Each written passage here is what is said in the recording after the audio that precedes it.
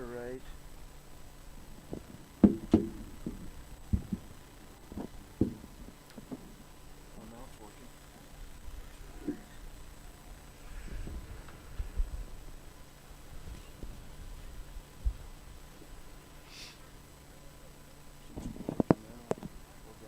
Okay, let me adjust the sound.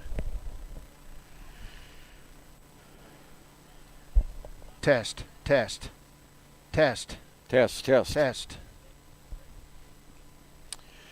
Well, good morning, cross-country fans. We're in E3, Wyoming for the Wyoming State 2A, 3A, and 4A boys and girls state cross-country championships.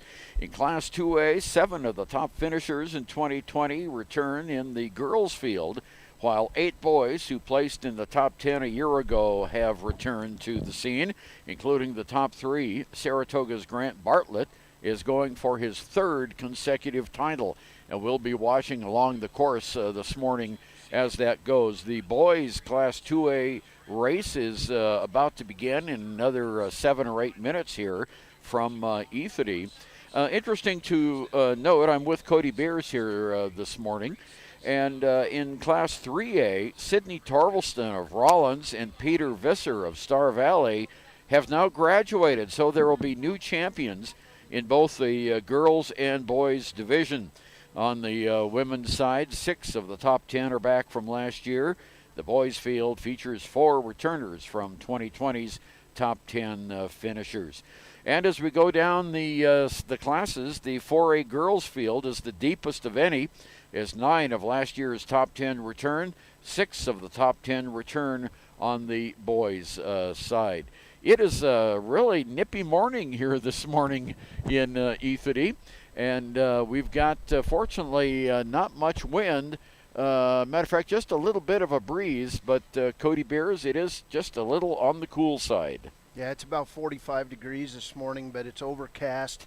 No real weather expected until late this afternoon, Ernie, and this 2A boys race gets underway at 10 a.m., 4A boys at 10:30, 3A boys at 11, 2A girls at 11:30, 4A girls at 12:15, and 3A girls at 12:45. We've got 2 cameras on the stream, and when the runners return from the top half of the course to our right, which is on the south end of Wyoming Indian High School, they will come back and cross in front of us, and you'll be able to see the runners. You see the ATV right now in the little camera. That will be runners coming by, and we'll stay with them as much as we can on the big camera.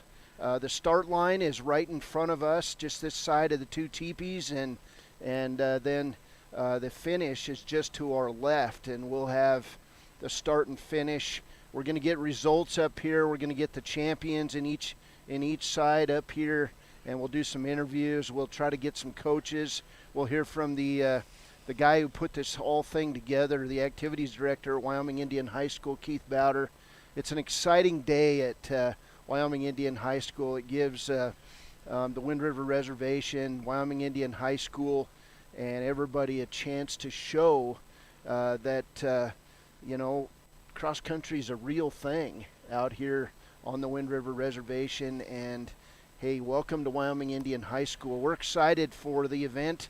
We want to say thanks to the Wyoming High School Activities Association, Ron Laird, for allowing us to do this.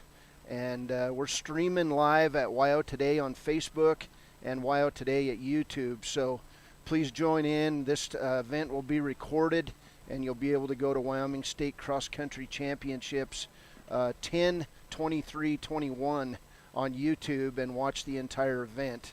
We'll be live throughout. We'll take breaks after each race, but Ernie, it's exciting. There's literally hundreds of people here today settling in for a great day of racing. And Cody, just as we were for the Chiefs Nation Invitational here just a month ago, we are sitting on a hill immediately east of the Wyoming Indian High School football stadium, and we have a great vantage point as we look down, and the whistle has blown, and they're calling the two-way runners to the starting line. We do have a color guard here today by the Northern Arapaho tribe. The Marine Corps League is here. They've got the U.S., the Arapaho flag, the Shoshone flag, and the Wyoming State flag on the next to the starting gate. And as we had in the Chiefs Nation Invitational, we have a rider on a white horse dressed in authentic Northern Arapaho garb, including a headdress, that will lead the runners off of the starting gate and onto the course. And as you can see, they are getting ready right now. The course records were set earlier this year when Wyoming Indian hosted the Invitational. That was September 11th. The girls' course record by Kate Brigham of Jackson. She finished with a time of 19 minutes, 50 seconds. And here is our start. The boys' 2A cross-country race is underway. And as you can see, the horse and rider are leading them through the first quarter mile of the track. And, of course, right now they're all bunched together. But as you notice, they are start to go up a slight incline right now, and then that's when the separation will begin. This is a figure 8 course here at Wyoming Indian High School. The runners are approaching the first portion of the figure 8, just east of Wyoming Indian High School. And you can notice there are teepees on this course, and those are for race officials, and we also have medical staff here in case it is needed. It's a crisp morning, 45 degrees here in Ethity, and you can already see the field starting to stretch out as they go up the first hill and head back toward the high school. They'll go up that hill, then they'll go to the west, and they'll run for a couple hundred yards to the where the bus barn is for Wyoming Indian High School, and then they will turn back, go around the hill, come back down on the course, and then run right past the bridge down here where we have some flags set up, and they'll do the second figure 8 of the tournament. And already, Cody, it looks like we've got 3 runners that have broken out, followed closely by 2 more runners, and then the pack starts to catch up. So some of those runners have already broken out on the race up that first hill. We'll see if that goes. I was mentioning the course records. The girls' course record is by Kate Brigham of Jackson. She finished with a time of 19 minutes, 50 and 6/10 seconds. The boys' record belongs to Mason Wheeler, also of Jackson Hole High School. He ran the course in 16 minutes, 41 seconds, .29 tenths. So the first race is underway. You know, this is a very, very colorful event, Cody Beers. They've put a lot of time and effort into it. The course here has been developed over the past year, and it is really interesting. We've got, of course, more fans right now than ever before here at Wyoming Indian for a cross-country race. Yeah, this is amazing. It's the football field is covered up. The parking lots are jam-packed. There's buses everywhere. And, of course, the young people that run cross-country in Wyoming are here, and it's an exciting day. Wyoming Indian having a chance to host this event. Back in August, I was out here with Keith Bowder, and we were driving the course. He was concerned about prairie dogs. He was concerned about different things. They had the Game and Fish Department out here last month. There was a mountain lion and her cubs out here close to the school. They were able to move those away, and you know, there's deer out here. It's, you know, we're about 12 to 13 miles north of Lander. We're about 20 miles from Riverton. We're right south of Ethity, and it's a great venue. It gives kids a chance to see something else and to see some culture.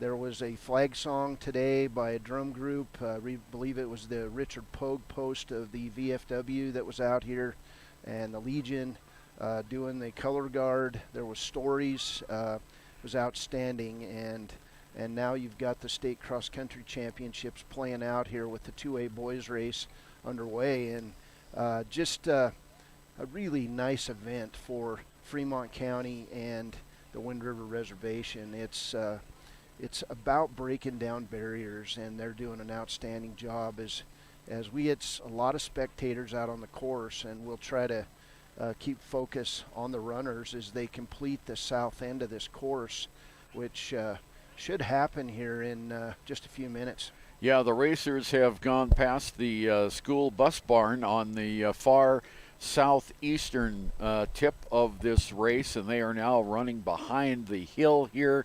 We should be seeing them pop over in just a little bit. Cody, there was a really interesting event last night that Wyoming Indian High School hosted. Caleb, her mini courses, the cross-country coach, and of course former cross-country champion here at Wyoming Indian High School, they put on a little presentation to showcase their culture, and their guest speaker last night to all the athletes who were here was Billy Mills, and he was the Native American gold medalist in the 10,000 meters at the 1964 Olympics in Tokyo, Japan, and he talked to the athletes via virtually on the video. Mills is from the Oglala Lakota tribe and lives in Pine Ridge, South Dakota, and his talk was very inspiring, according to her many horses. And last year, if you remember, due to COVID, the championships were run at 3 sites, and the weather forced the date change to a day earlier. Plus, some places ran with snow on the ground. Here, it's just, we have a little bit of a breeze going. It's about 45 degrees. No snow on the ground. No prairie dogs on the course. The cougar was moved off of the course with her cubs, the mountain lion. And this is just a spectacular setting for today's Wyoming State Championship cross-country race. Ernie, there may be a few prairie dogs still on the course. Well, there might be, yeah, but there are no prairie dog holes on the course. There you go. There you go. They've covered them, and we believe that the fans are having an outstanding time. They've got 6 teepees set up here around the perimeter, and you can see parts of 3 of them on your live stream, and just a lot of fun. Glad to be out here. This is an exclusive production of WyoToday.com, and you can go to WyoToday on Facebook and WyoToday at YouTube to watch this event. We'll have the starts and the finishes right to our lefts, and we'll have interviews. They're promising us they're going to bring up the champion of each event, so we'll see how that goes. But Wyoming Indian really wanted to showcase what they're about, and this event brings that showcase to the Wind River Reservation. Well, here we have, we're just 7 minutes and 20 seconds into the race right now. We should be seeing some runners come around the hill here soon.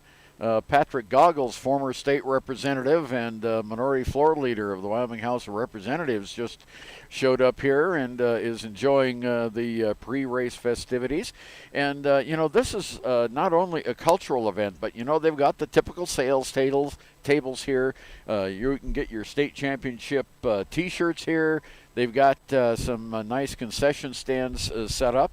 And it looks like we're having some runners getting ready to come back. I see the crowd up on top of the hill is moving now, and that indicates that those runners in any second now should be coming around the corner. Our camera is in that direction, so we'll see here very shortly when the first runners come by, and we'll try to identify them as we can as they come around. And here they are. Here's the first runner, and looks like dressed in yellow. And the second runner behind him is also dressed in yellow. This is the boys 2A. So, and a third runner in, looks like dressed in green is coming around now. So the first pack, we have 1, 2, 3, 4, 5, 6, 7, 8, 9, 10 cross-country runners that have charged to the lead here. And we are now at the 8-minute 54-second mark. This is just about halfway. The course record, of course, is just over 16 minutes for the boys. And I believe, are those Saratoga uniforms? Yeah, I think they are. We have two runners from Saratoga in the lead. They are with their purple and yellow, and they are making the turn now in the straightaway, coming back down toward the start of the second figure eight.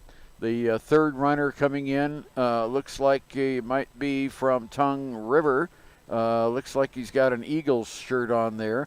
And then we have Bighorn, and I'm not sure who the other runner is there, perhaps Mountain View. We'll get caught up on all those races as they come by. But you can see there's Rocky Mountain. You can see the first batch of kids have just crossed the halfway mark. They've gone over the bridge, Cody, and they are now starting that second figure eight that goes down toward the Ethity Road and the Blue Sky Highway down here right in Ethity. And now you can see on the camera the other runners are in the backpack are coming around that corner now. The fans are moving, and this is pretty exciting to see this happening. Yeah, it's fantastic, and I just want to tell a little story. There was a pinch point on this course, and Keith Bowder and came to me and said, is there any way we can do something about it? There was an old wooden bridge where it crosses the canal, and it would have been prohibitive. They would have not been able to host this state event if they didn't do something. So I got a hold of a good friend of mine, Billy Meeks, who works for Fremont County Road and Bridge Department, and Billy went to the Fremont County Commissioners, and to their credit, they were able to secure a pipe through Fremont County, and it was outstanding because Fremont County came to the rescue of Wyoming Indian High School and gave a 48-inch pipe that's about 15 feet long. The ditch company came in, installed the pipe, and there we have it, a cross-country course. And we're very happy that things are going. Runners out on the lower half of the course now, Ernie, to the north of us, and you know, it's going to be a fast race and a quick finish. There was a Saratoga runner who won last year for the boys in the Class 2A division. Yeah, let's turn the champion, and that let's see, where is it? Defending champion, 2A boys. Grant Bartlett. Yeah, Grant Bartlett of Saratoga. He's seeking his third straight title. And if that was Grant Bartlett that just came around the corner first, looks like Saratoga is in good position here as we just passed the halfway part. We still have runners out on the course coming around the hill. So this will be very exciting. Now, they go down across the bridge, and then they start the second loop of the figure eight. They go down toward the Northern Arapaho Tribal Complex and the Wyoming Indian Middle School, and then they parallel the Blue Sky Highway and turn south and then start making their way back. I haven't seen any of the runners come back yet to that point, Cody, but we're not that far away. This area is like a big anthill, Ernie. There is literally people everywhere, probably the most people who have ever walked on this ground. And yeah, I think so. Good group of spectators up on the hill with us, and we're preparing for the exciting finish of this first race. The 2A boys, we'll have the 4A boys at 10:30, and then the 3A boys will follow at 11 a.m. And you can also already see the 4A boys here at the start line preparing, getting warmed up for the start. So. And I do have glasses on the leaders. We still have folks from Saratoga, boys runners from Saratoga in the lead, and the lead pack has now thinned out quite a bit. We have about 10 runners spaced over about 100 yards, Cody, and they're just making the turn now to follow the Blue Sky Highway south, and so they're about oh, I don't know, halfway through the bottom Circle 8, and they're heading back now toward the finish line. And of course, the crowd here, as you mentioned, it's very, very colorful because all the different teams have their school colors on, and all the different spectators are supporting their folks with their team colors. And they've got bleachers set up here on the hill. There's quite a few folks up here. The overlook looks down onto the course, and it is really a spectacular sight here. And the folks at Wyoming Indian are to be congratulated for putting on this excellent facility. They've got a first aid tent here. They've got an official timing tent. They've got the prizes for everyone laid out, and it's going to be just a wonderful day. It might even get a little warmer here pretty soon. Yeah, we hope so. That the theme of the state cross country here at Wyoming Indian is, quote, those that fly. And we believe that these runners are flying around the state course. As quite a few runners now making their way along the northern part of this course that borders St. Michael's Mission. And we should be seeing the leaders coming up the home stretch here about any time. Yeah, as a matter of fact, they're coming into view right now where the flag tunnel starts. And, well, no, those are those kids are just jogging. That isn't the runner yet. I thought I saw movement over there. But, yeah, we've got, I think they're just about Blue Sky Highway and about to turn on the route toward the finish line here. It's just a wonderful day here in Ethity. And for those of you who don't know, we're in central Fremont County, west central Fremont County. As Cody mentioned earlier, we are just north of Lander and west of Riverton. And we're waiting for those first runners to come into view on the course now. There's a lot of kids out on the course, and they're doing some practicing jogging and running. But we're waiting for the kids who've got the uniforms on right now. And here they come, I believe. Cody, let me put the glass on it. Yes, and we have a Saratoga runner in the lead and a Tongue River runner right in second place. And those are the two leaders right now. We might have a sprint to the finish here. They're separated by about 10 yards. And, of course, the defending champion in this race is Grant Bartlett of Saratoga. He's seeking his third straight title, and it looks like if that is Grant Bartlett in the lead, he is probably going to get that. Okay, he's made the turn at the bridge now and is coming down the straightaway. You might be able to hear the fans. His hair flopping as he makes the turn. He's sprinting. Okay, here we go toward the finish line. Coming around the corner underneath the timing tent. And 17 minutes, 18 seconds. And we've got two runners from Saratoga. Here comes the runner from Tongue River in third place at 10 minutes, 28 seconds. And now our fourth place runner is coming in. And I believe he's also from Tongue River. And, yep, Tongue River, and he makes a sprint to the finish.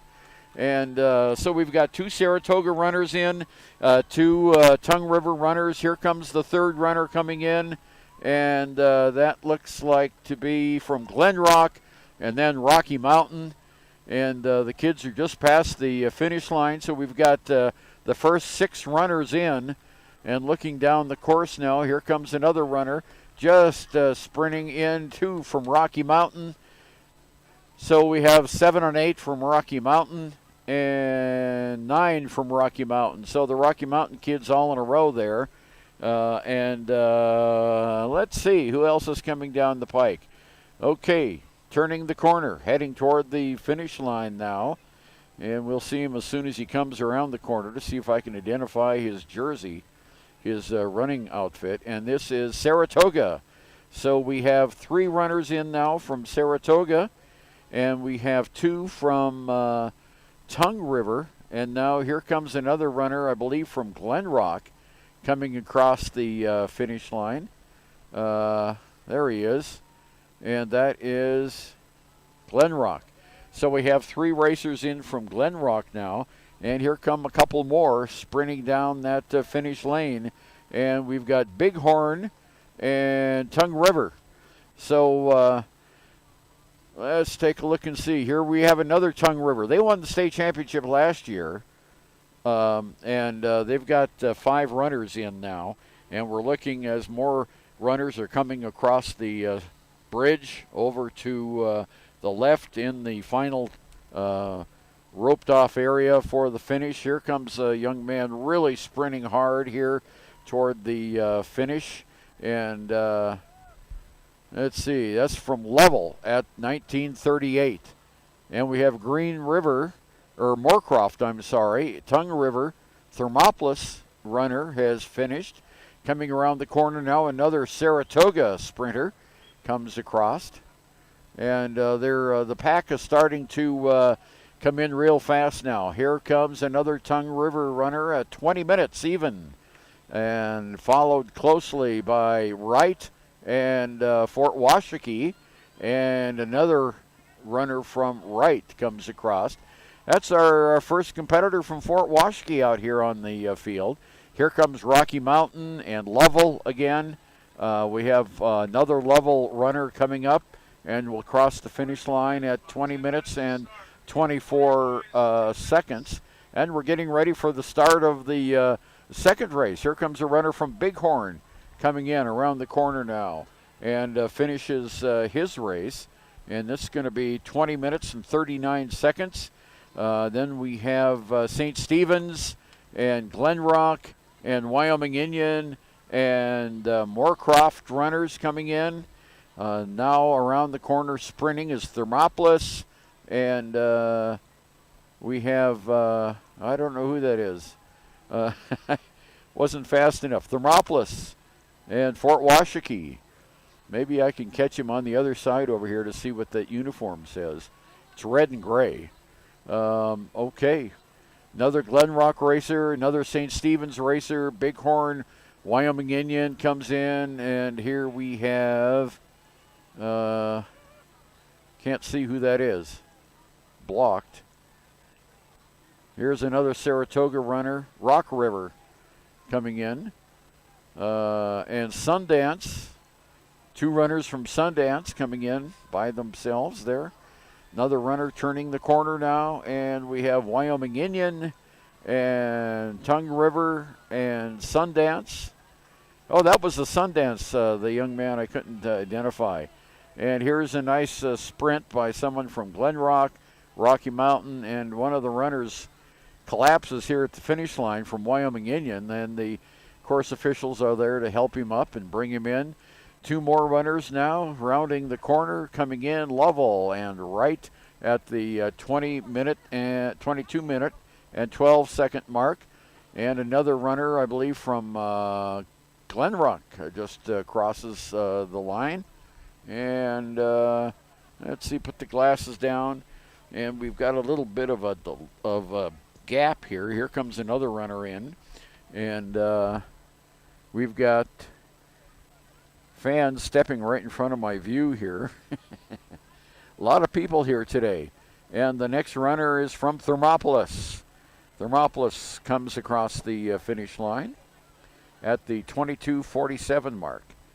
And we have another runner from Wright coming in. Just finishes at 22:54. And more runners coming in. There's another Wright cross-country runner, Sundance, coming in again. And looking down the track here, we've got a big sprint going on. Saratoga and Rocky Mountain. Saratoga won that one.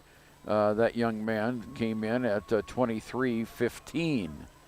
And here's another participant from Lovell now at the 23:27 mark, crosses the finish line. Well, that's just runners coming in. Here's a young man from, is that right? Well, I'm not sure where he's from. Now a Lovell participant. There are so many different kinds of uniforms here today. Most of them are pretty identifiable. But some of these, the lettering is pretty small.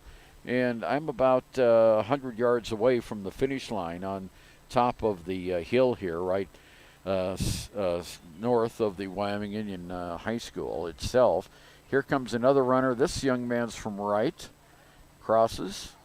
And we'll know when the last runner has finished because there will be an ATV that follows the last runner, so we know when everyone is off the course.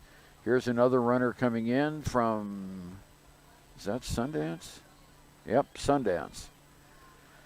Okay, so we've had another runner now from Wright. And looking down the runway here, we don't have another running coming down here for quite some time. Quite the finish here at Wyoming Indian High School. And we've got just an awful lot of folks coming down and gathering here at the finish line. So, and we have another runner turning around the corner there, and I think this young man is going to be from Saratoga. So, we'll see. Beautiful morning here, little crisp, but it's good for the runners. And yet we have another young man from Saratoga coming in now, across the line at 25:19.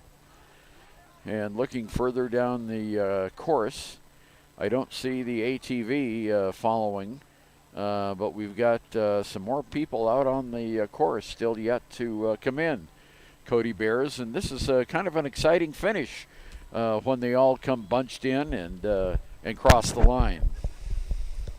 Well, we're getting ready for the 4A boys race at 10:30. Teams are warming up as the final runners make their way toward the finish line, Ernie. What an outstanding event, as people having fun, and we've got people greeting the runners down here in the traditional regalia headdress, and that's got to be a sight to see as you turn toward the finish line. Kind of a surreal thing, as the time in this race now at 26 minutes, and still some runners out on the course. But we're going to pan away from the finish and get ready for the 4A boys start here, which is slated to go in about 6 minutes.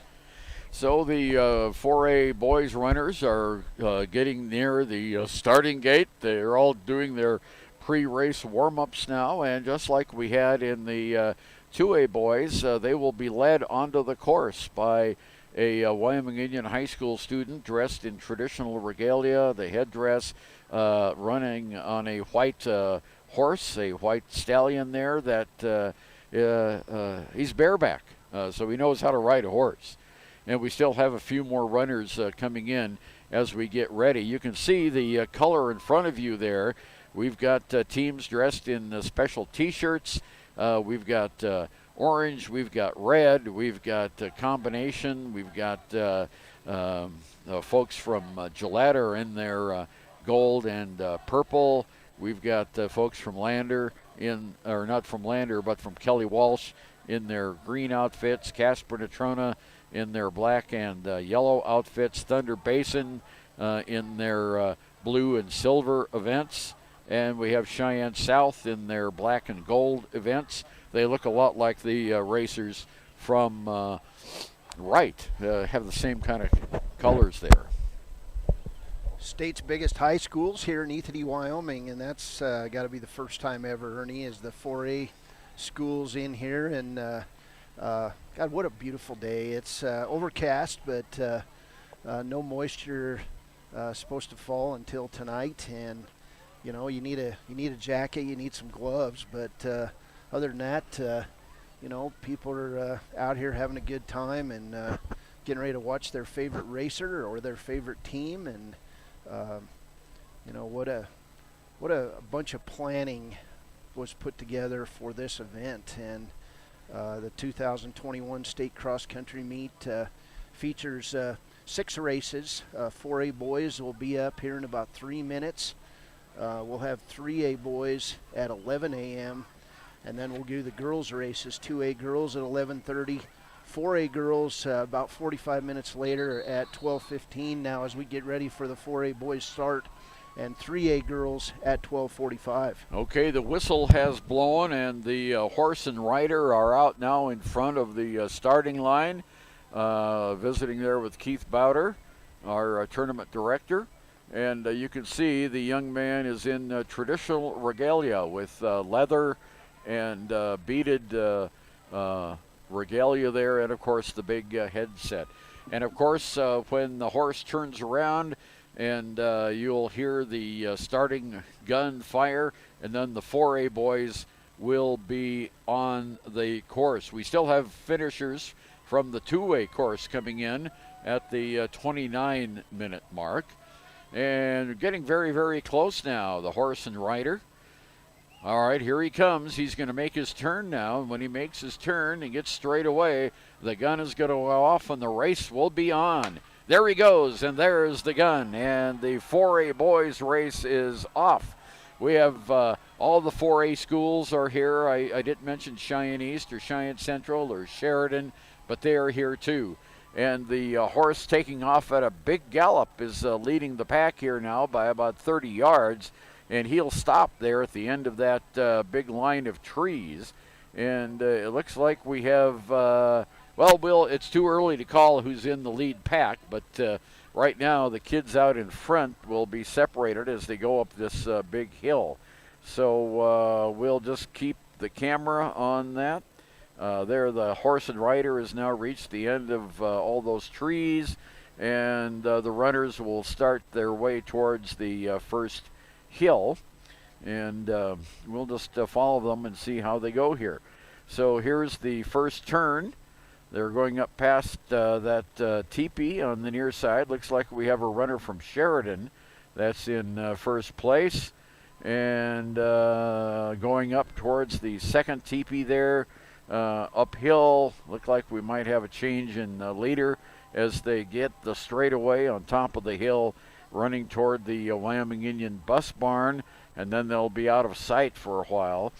We still have them in sight right now. The runner from Sheridan is still in the lead, and as they make the turn toward the bus barn on the bottom end of the top half of the figure eight here. They're all bunched together pretty well. You know, we saw the Class 2A racers get out, and they started to stretch out right away. But this group of 4A runners, they're still bunched together in a pretty good pack here, as we've lost sight of them now from they're behind the trees here. They'll still be running a couple hundred yards toward the bus barn here at Wyoming Indian High School. There, I see the runners going. Or maybe that's a fan running along with them. I'm not sure. I think it's a fan. Yeah, I think it's a fan too. There's people running all over this course right now, and still waiting, I believe, maybe for a finisher or two in the first race, and we're going to get some results as Keith Bowder's heading our way. We'll put him on the air and talk to the race director, but he's bringing us some results of the 2A boys race that concluded a few minutes ago, and runners in the 4A boys out on the first half of the course. We can't see it from here, but we'll get them when they come back around the teepees that you can see on video, and then they'll show up in these in our cameras, and we'll get all the 4A runners as they come across the finish line. So I believe we've got Keith Bowder bringing us the printout of results in the 2A boys race. So with that, Ernie,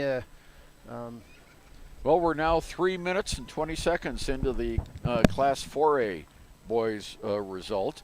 And I believe the last runner is in from 2A. I saw the ATV come across the bridge. I hope I'm not mistaken. We have a lot of those things running around here today as well.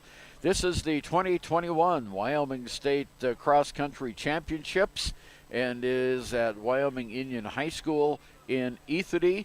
And of course, we're live streaming this on Wyo Today Facebook and WyoToday.com. Again, a special thanks to the folks at Wyoming High School Activities Association, Ron Laird and his staff, for making this live stream possible. Well, the runners are still out of sight. They're at the top half of the southernmost figure 8 here, and we'll be coming around in just a second. And we have some results coming in now, Cody. Yeah, congratulations to Grant Bartlett of Saratoga High School. He wins his 3rd straight state championship in cross country. The Saratoga High School junior finishes in 17:01.83, and he is the state champion for Saratoga. In 2nd place, it's his brother Grady Bartlett from Saratoga High School at 17:17.73. In 3rd place and 4th place from Tongue River High School, Wyatt Osler and Al Spotted. They run in at 17:24 and 17:39. John Halverson from Glen Rock finishes 5th. We have 4 straight runners from Rocky Mountain High School finish 6th through 9th. It's Brian McNiven, Grant Witters, Ryan Hoyt, and Howard McNiven. They finish 6th, 7th, 8th, and 9th for Rocky Mountain. That's outstanding. And the 3rd Saratoga runner, Calvin Condict, finishes 10th for Saratoga in 18:34. So James Halverson from Glen Rock is in 11th. He finishes 11th in the 2A race. Ethan Elliott from Bighorn High School finishes 12th. It's Isaiah Coates from Tongue River High School. He finishes 13th. Camden Kilbride in 14th from Tongue River High School. In 15th, Corbin Berry from Lovell High School. 16th, Marcus James from Moorcroft High School. Caleb Volmer from Tongue River High School finishes 17th. Thermopolis High School gets one in the top 20. That's Jubal Wagler. In 19th from Saratoga, Kelton Johnson. And Michael Barron from Tongue River High School finishes 20th. Starting at 21st down through 40th, we've got Dolan Glasser from Wright High School, Jalen Tillman from Fort Washakie High School, Billy Hall from Wright High School in 23rd, Camden Jones from Rocky Mountain High School, Cameron Carter, Lovell High School, Quinn Carter from Lovell, Chase Baker from Bighorn High School, Nehemiah Divers from St. Stephen's finishes 28th. In 29th, it's Joel Bryan from Glen Rock. Braden Little Yellow from Wyoming Indian High School finishes 30th. Dominic Vargas from Moorcroft High School is 31st. Sundance High School, Andrew Davis finishes 32nd. Back-to-back runners from Thermopolis High School, Jesse Rodriguez and Seth Needham finish 33rd and 34th. Andrew Tillman from Fort Washakie High School finishes 35th. And we're waiting for runners to enter back in the lower part of this course. Let's see, Noah Red Willow from Wyoming Indian High School finishes 36th. And then Aiden Moulton, Zion Sue from St. Stephen's, Ryan Martell from Wyoming Indian High School finishes 39th. And 40th is Gideon Partaheimer from Bighorn High School. Those are your top 40 runners. Again, Grant Bartlett wins his 3rd straight state cross-country championship. Grant Bartlett finishes this race in the 2A boys in 17:01.83. That's a 5:30 pace per, I believe, mile. And Grady Bartlett, his brother, finishes 2nd in 17:17.73. We've got 4A runners getting ready to make the turn, and we'll pick them up here on the video. All right, and we've got, looks like we've got runners in red and orange, blue and gold, blue and purple, and a variety of colors coming around. Too early to see which schools these are from, but we'll try to pick them up as they come around the corner here. Looking right through the tops of the teepee here with the glasses. And let's see. Yeah, it's going to be close. As the runners just exchanged their 1st and 2nd. Making the turn now into the straightaway.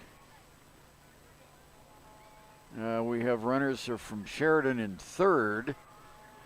I can see that. But a lot of folks crowding the race, which is great, the race course. And they go past the two teepees now, 1 and 2 there. And across the bridge, across the culvert, into the second half of the race. What I do know, I knew the Sheridan uniform. The kid from Sheridan is running in third place right now. And that might be a runner from Casper to Trona in the lead. We'll have to just wait and see as they go into the second half of this Circle 8 now. Still, most of the runners out on the course.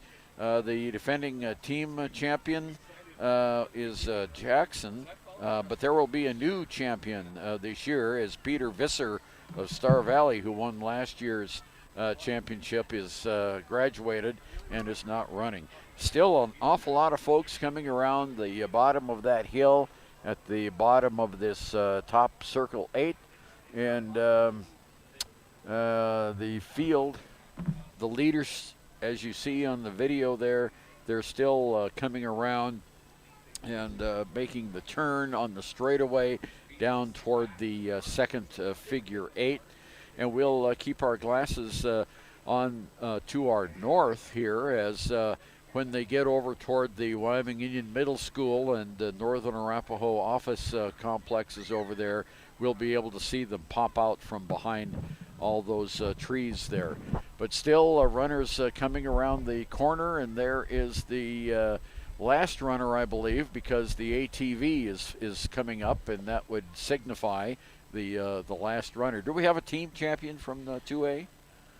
Let's see if they gave us those. They give us the team champion? Well, it's going to come down to Saratoga, Rocky Mountain, or Tongue River, as Tongue River ends up with 1, 2, 3, 4 guys in the top 14, Ernie.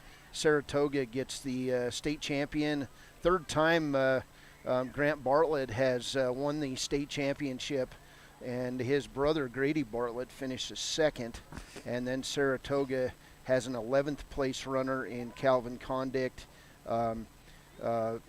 It'll be interesting to see how this is scored, because Rocky Mountain ends up with 6th through 9th in this race, as Brian McNiven, Grant Witters, Ryan Hoyt, and Howard McNiven finish 6th, 7th, 8th, and 9th. So I probably between Saratoga, Tongue River, and Rocky Mountain.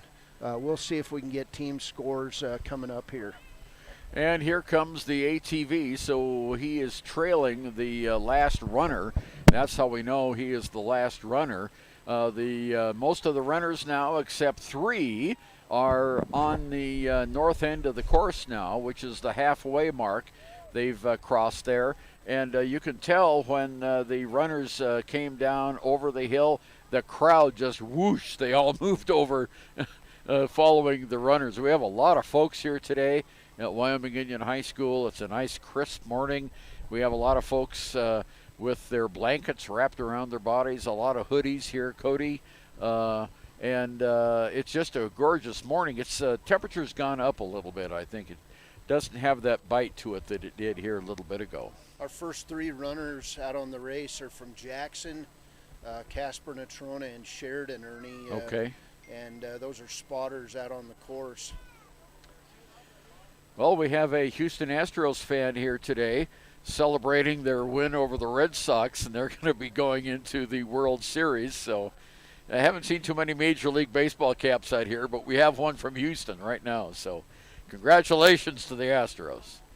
Now we'll wait and see if they play the Braves and or the Dodgers. I couldn't care less if the Houston Astros are in the World Series or not. I could not care less. Yeah. We've got 3A boys coming up at 11 a.m., 2A girls at 11:30 p.m., 4A girls at 12:15 p.m., and 3A girls at 12:45. It's nonstop action here as the crowd is lining the home stretch in the 4A boys race, and we should be getting in a couple minutes those runners entering our view as they're now down on the north end of the course by St. Michael's Mission. You know, I've been calling that the Blue Sky Highway, and there it is. I can see the first runner now coming into view, and let's see if I can see what color that uniform is. Nope, too many people standing in front of me here, so I, I don't have the glasses on it. It's we'll pick them up as they come around the corner over there. Midway through the race, we had a runner from Jackson Hole High School, runner from Casper Natrona High School, and a runner from Sheridan High School who were in the lead. I've got my glasses on an open spot here to see if I can see. Here come the runners now, and it looks like, well, I can see a Sheridan uniform there and Casper Natrona uniform. And they're, Cody, they're just at the, there you can see the first runner there coming around the corner heading toward the area where we'll have the finish line. And let me get my glasses fixed here. And it looks like we have a Jackson Hole runner in first place. And we are now at the 15-minute and 28-second mark of the race. And there is one lone runner out in front coming into view now. I believe that's Jackson Hole High School, but I'll just have to wait and see. Their colors are orange and black, and that's an orange and black uniform, but so is Casper Natrona. And now here's another runner coming in, and that looks like from Sheridan, might be in second place. Okay, into the final stretch.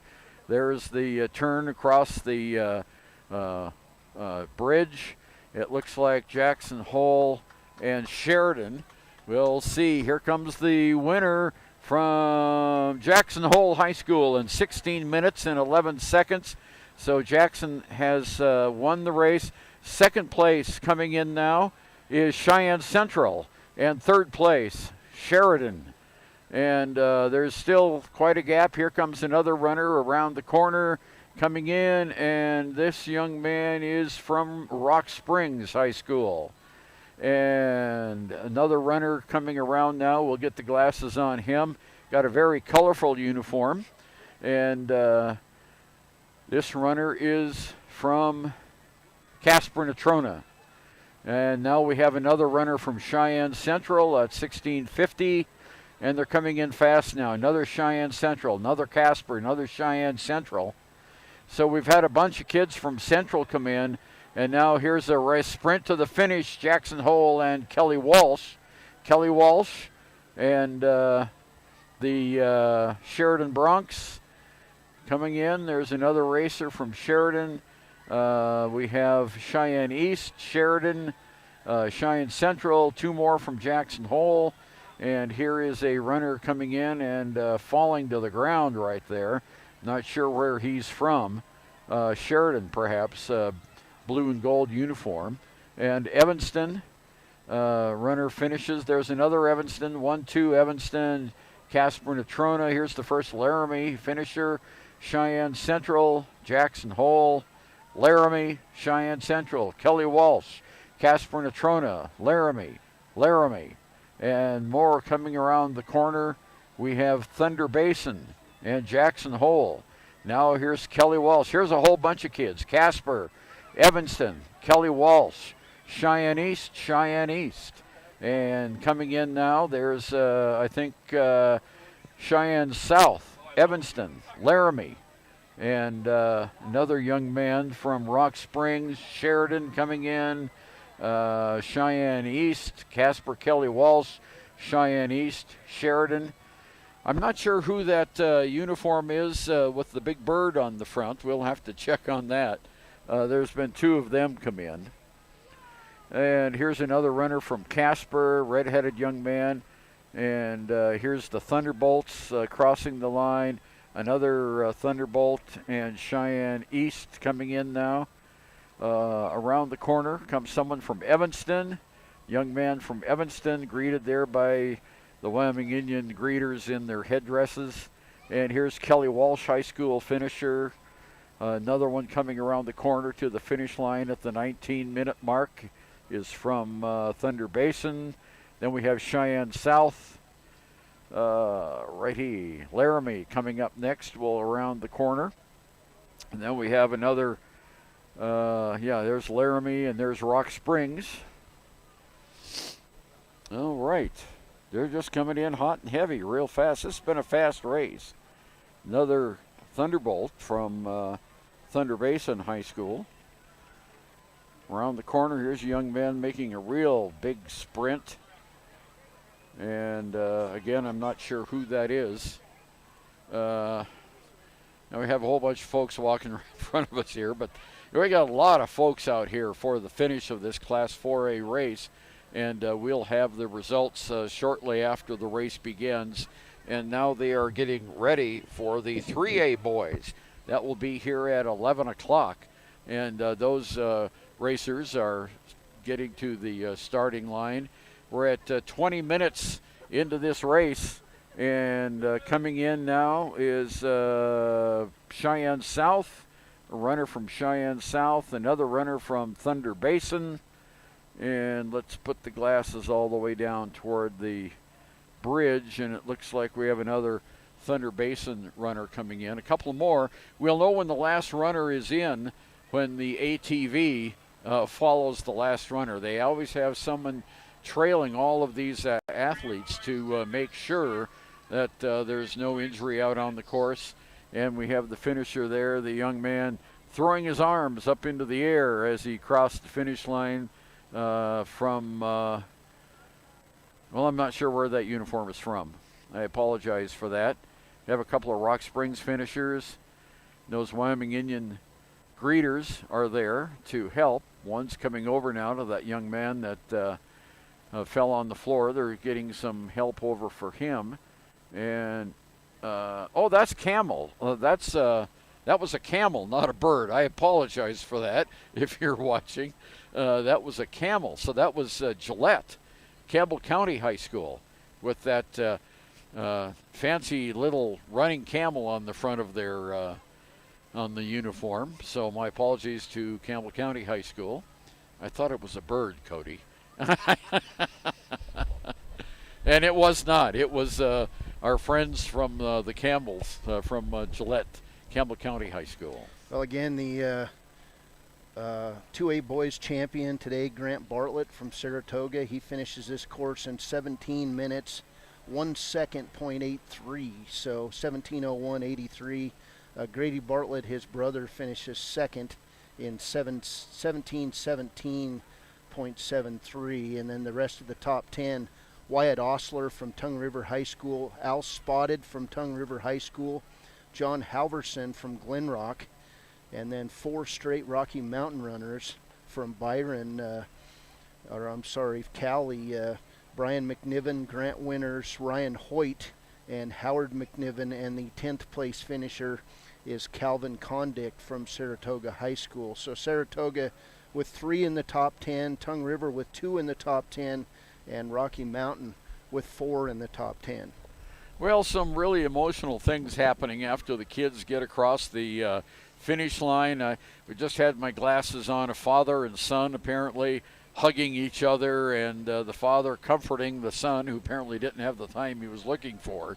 But there's all sorts of those things going on.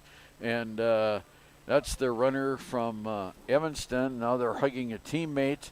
And that's really nice to see. And we have another runner coming around. I still don't see the ATV, so we know there are still runners on the course here in Ethity in central Wyoming, west central Wyoming. And coming up next, we'll have the 3A boys. That starts at 11 o'clock. And those runners are getting ready. It's interesting, you can see on the camera there the big kind of aqua tubs there at the starting line.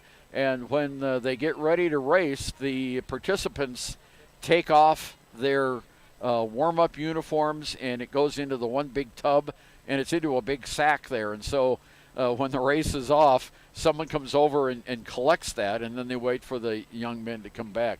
Well, there it is. The ATV has just crossed the bridge and is heading toward the other starting line. So we have all of the 2A racers now off of the course, and we're still, or all of the Class 4A racers are now off of the course, Cody, and we'll get ready for the start of the 3A boys. All right, we'll take a break, and we'll be back with the 3A boys in about 8 minutes.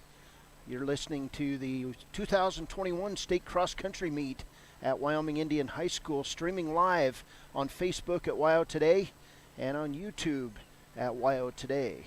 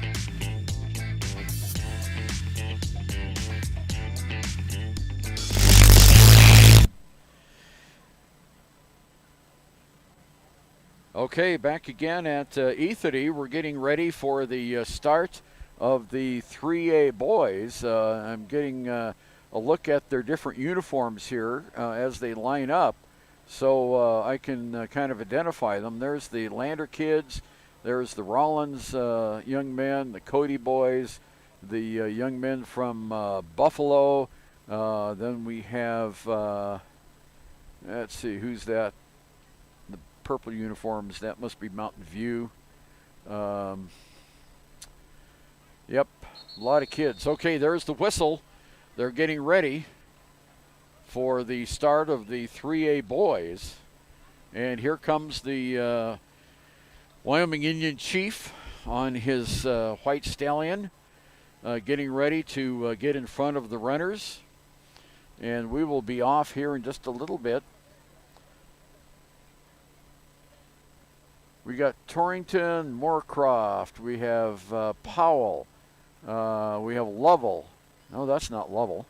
Well, I'll just have to wait till they turn around so I can see them.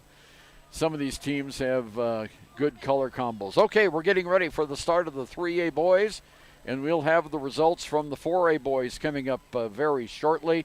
The Wyoming Indian Chief is on his steed. There's the gun. Off goes the horse, and off go the runners on the first part of this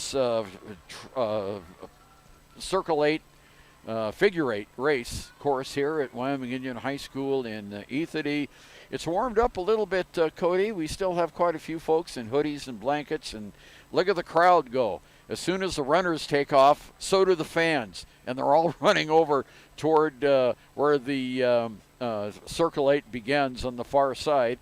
The horse and the stallion and Wyoming Indian Chief have reached the end of the tree line now, and he's going to turn off of the course, and the racers will begin to thin out as we head up the first hill, and looking like we still have a pretty good bunching there for the 3A boys.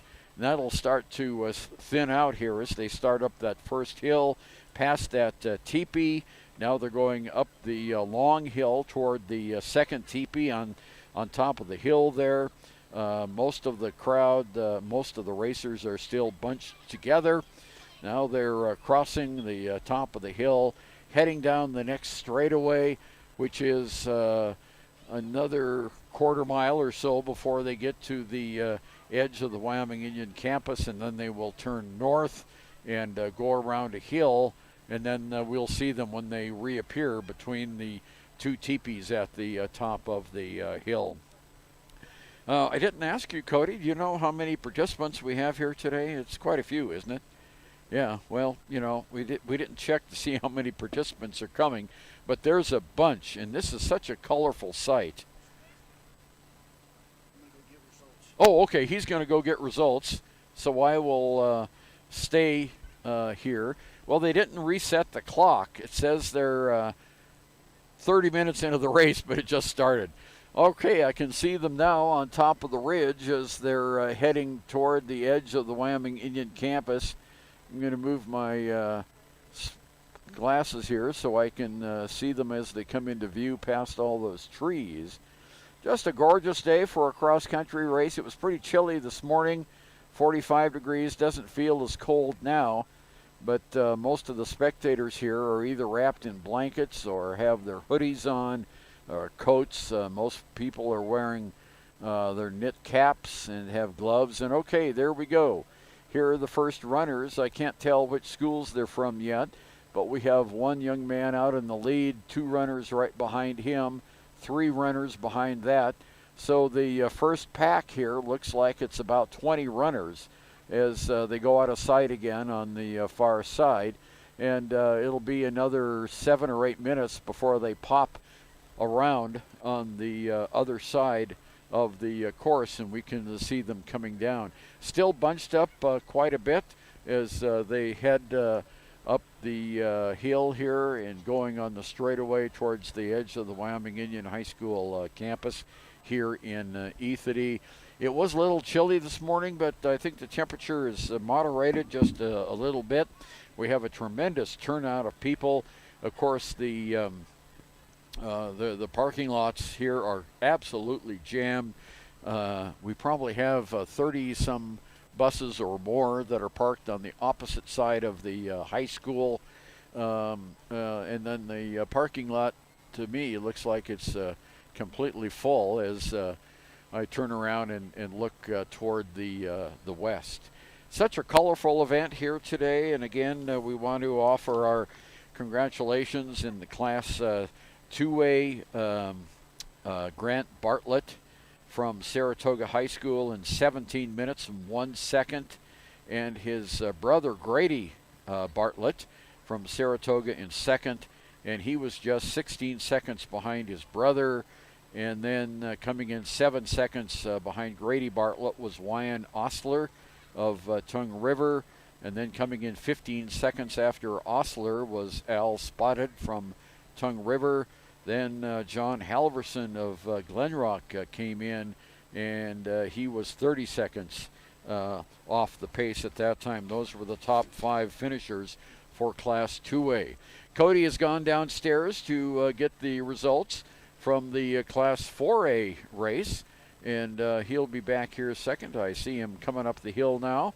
Has his lot of paper in his hands, and we'll have the results of the 4A here coming up really, really soon. Last year, the 4A team champion was Jackson, and there will be a new there will be a new champion this year. Okay, Cody, he's got the results. What do they say? All right, we've got results in for the 4A boys, Ernie, and congratulations to Mason Wheeler, a senior from Jackson Hole High School. He finishes first with a time of 16:10:45, and that is a new course record. Right. Mason Wheeler actually set the course record in the earlier invite last month. And that was 16:10:45? 16:10:45. Okay. Jacob Frenthaway from Cheyenne Central finishes second in 16:20. Third place, Justin Akers from Sheridan High School in 16:22. Fourth place goes to Charles Fossey of Rock Springs High School in 16:31. Brake Herm from Campbell County High School in Gillette finishes fifth. Jackson Dutcher of Natrona County High School finishes sixth. It's Bridger Brokow from Cheyenne Central. He finishes seventh. His teammate Jason Frenthaway of Central finishes eighth in 16:53. It's Tristan Enders of Natrona County High School in ninth. And in 10th place, Will Barrington from Cheyenne Central High School. He finishes 10th in 16:55. The second 10 is Brandon Brazil from Jackson Hole High School, Lucas Rowe and Lim Blank from Kelly Walsh High School, Sam Kierstead from Campbell County High School, Colby Jenks from Jackson Hole High School finishes 15th. It's Reese Charest from Sheridan High School in 16th. Dominic Eberly from Laramie High School in 17th.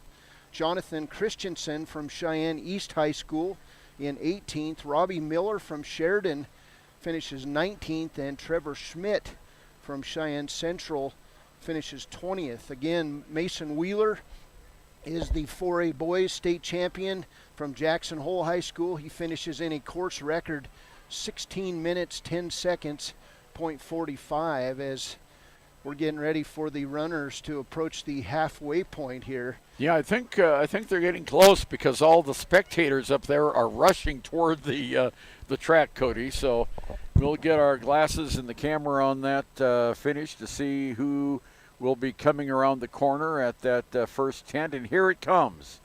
We have the first runner way out in front, and not able to identify who that is yet, but we'll keep the glasses on it. Here comes the runner in second place here as we're nearing the halfway part. I believe that is someone from Star Valley. And the leader here, well, it's still too soon. I don't remember what that color uniform is, but we'll get to it here in a minute as we see him come around the corner. Lots of color here today. Now here comes a big pack.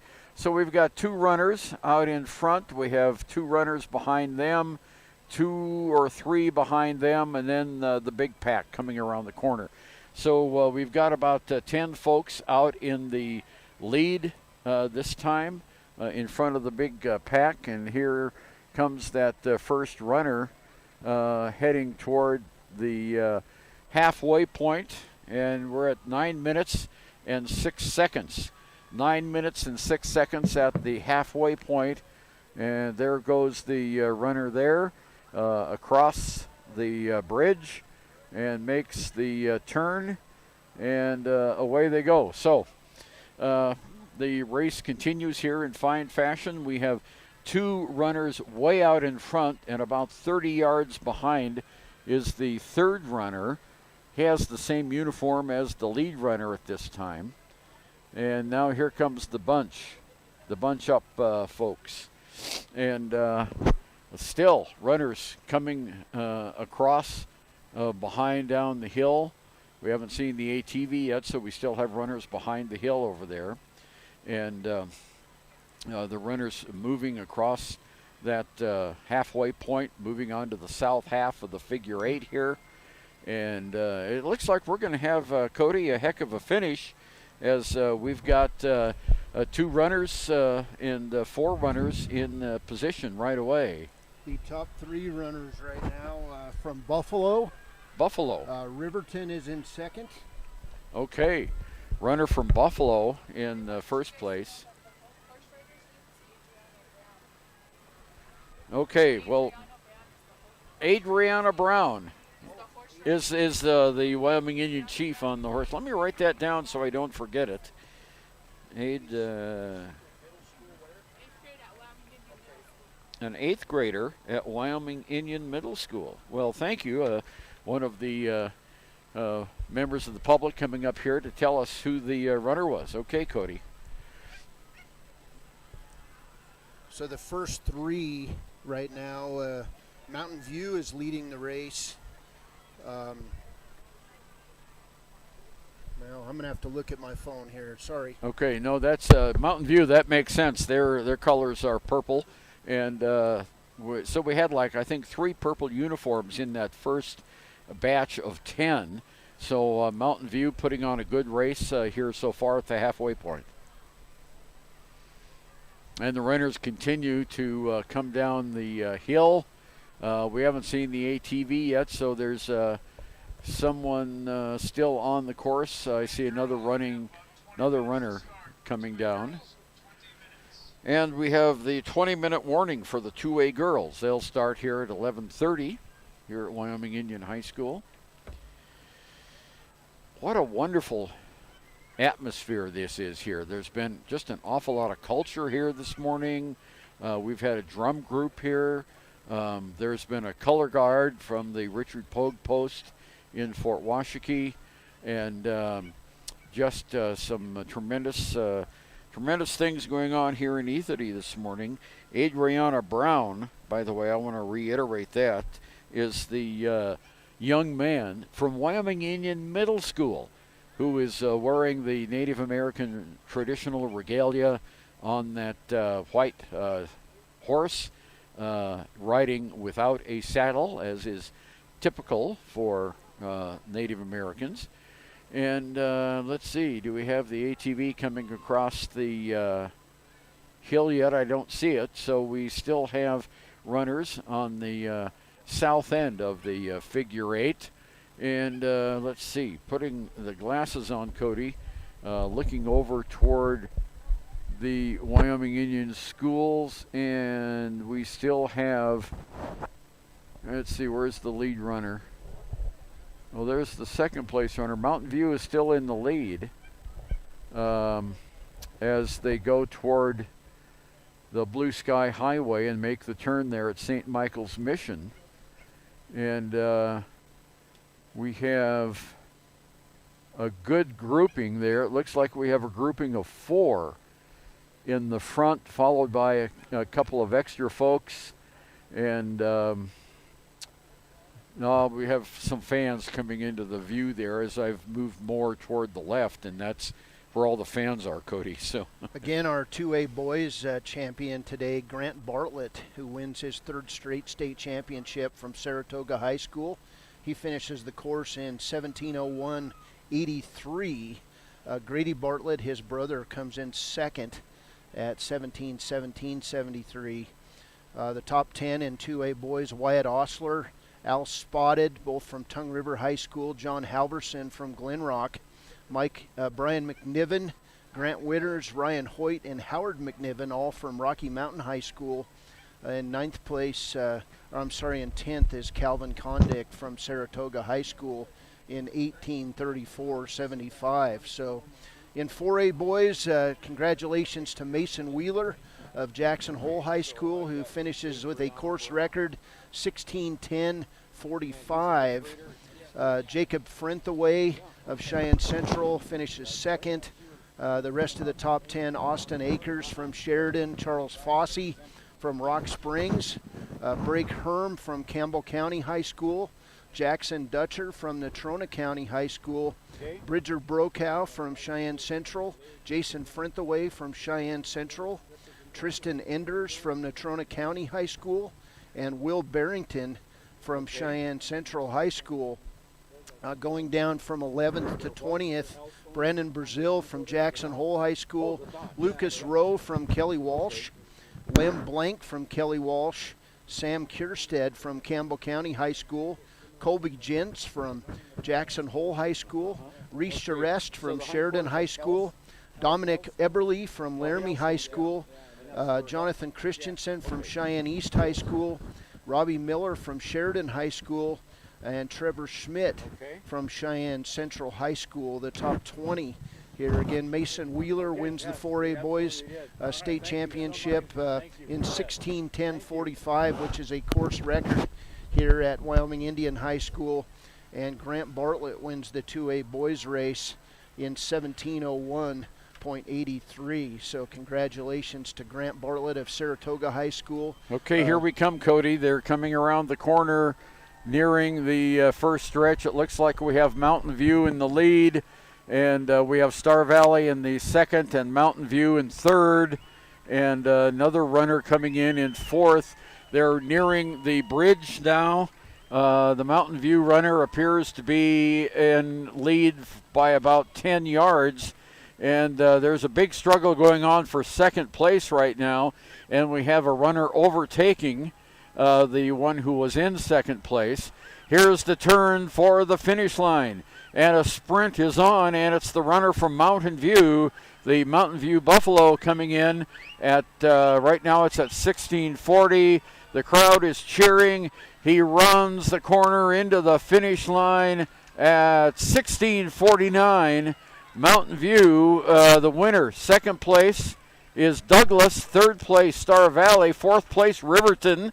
And now we have, I don't see who that is.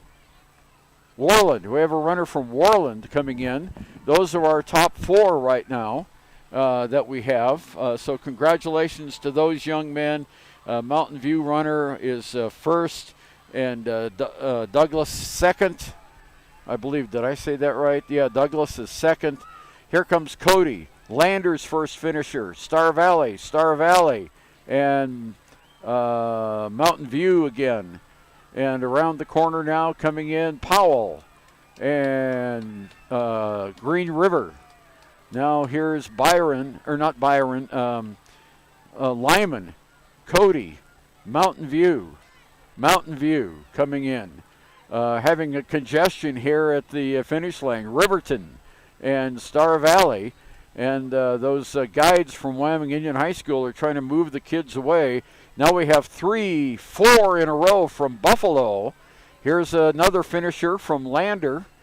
Coming around the corner now, Star Valley, Afton Star Valley. And the young men, they're trying to help them off of the finish line there so we don't have a collision there under the gate. We have another racer from Star Valley, another 2 from Riverton. There's one from Lander, another one from Riverton, Powell. We have Lander, Star Valley, Moorcroft, Buffalo, Warland. Here's a bunch coming in, Torrington and Powell and Rollins and Riverton.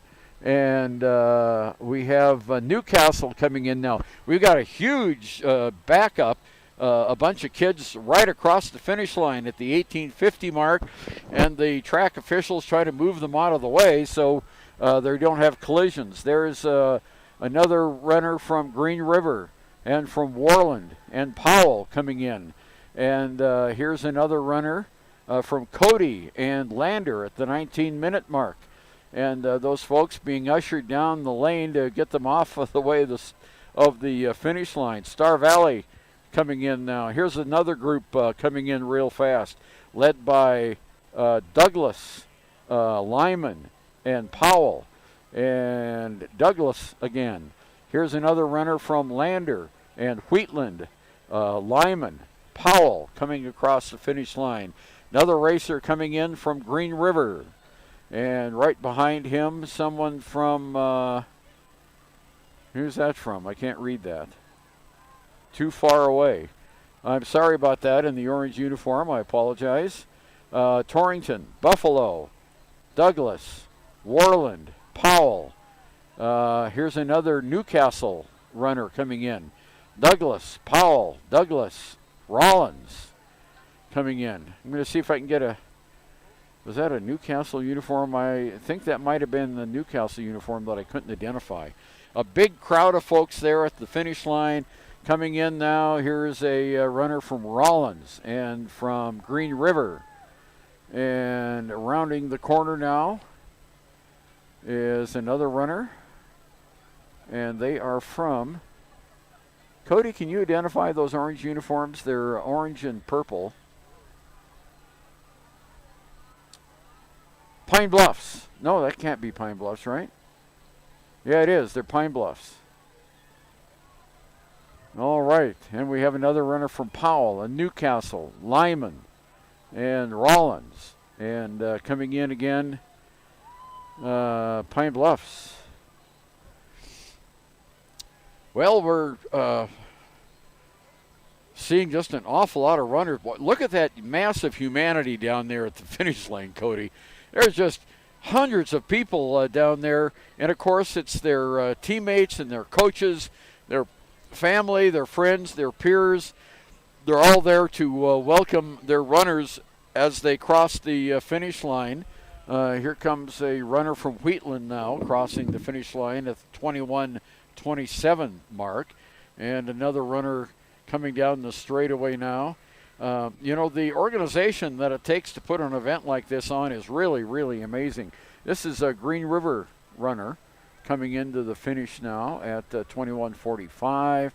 And right behind him, we have another runner from Wheatland, from Lyman. And the first thing most of these kids do when they cross the finish line is put their arms up over their head, except for the young man from Rollins. Just as you say that, something happens, and they don't do it. But we still have some runners still coming in. This is the 3A. We had Mountain View finished 1 and 2 in the race, if I recall correctly. And we still have folks out on the course. Cody has his eyes on it out there. We have another batch of young men coming in now towards the final runway toward the finish line. And then we'll go with the 2A girls. That starts here at 11:30. They're starting to gather now at the starting line. And such a colorful event. You know, sometimes when it's on video, you don't have to say much, but I've been doing a lot of talking, so. Okay, we still have a couple of more runners coming around the corner down there, crossing the big culvert into the straightaway for the finish line, which curves right at the end. The 2A girls doing their warm-ups right now, getting ready. Here comes another runner. We'll see if we can pick up what school he is from as he comes down the straightaway running, and I believe that is going to be Lyman, a young man from Lyman coming around the corner now, and he will finish in 23:40. And bingo, there he goes. Don't knock the Ted over. Yeah, some people take a cut across the back of our canopy here and whack themselves on the head. Tremendously colorful event here. We're looking for another runners to come back. I see we have, nope, those are just fans over there making the run around the course. Haven't seen the ATV yet, so there's still runners out there in this 3A boys event.